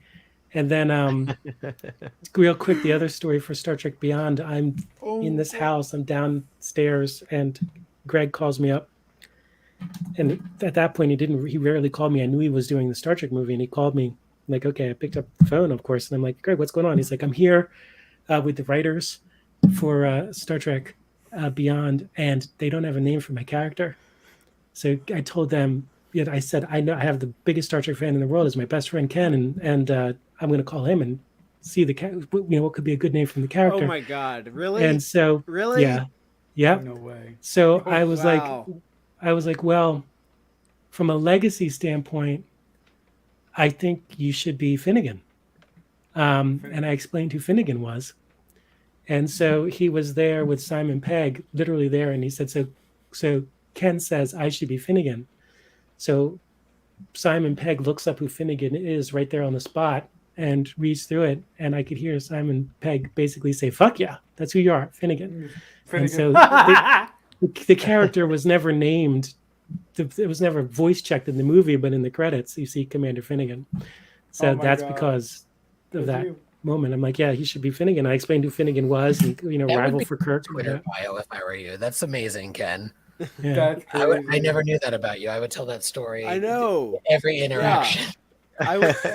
Crazy. I would be Sidney LaForge of naming a Yes. character in Star Trek Beyond. You guys, Yeah. Hey, it did just- anyone else here? Just real quick, did anyone else here name a Star Trek character?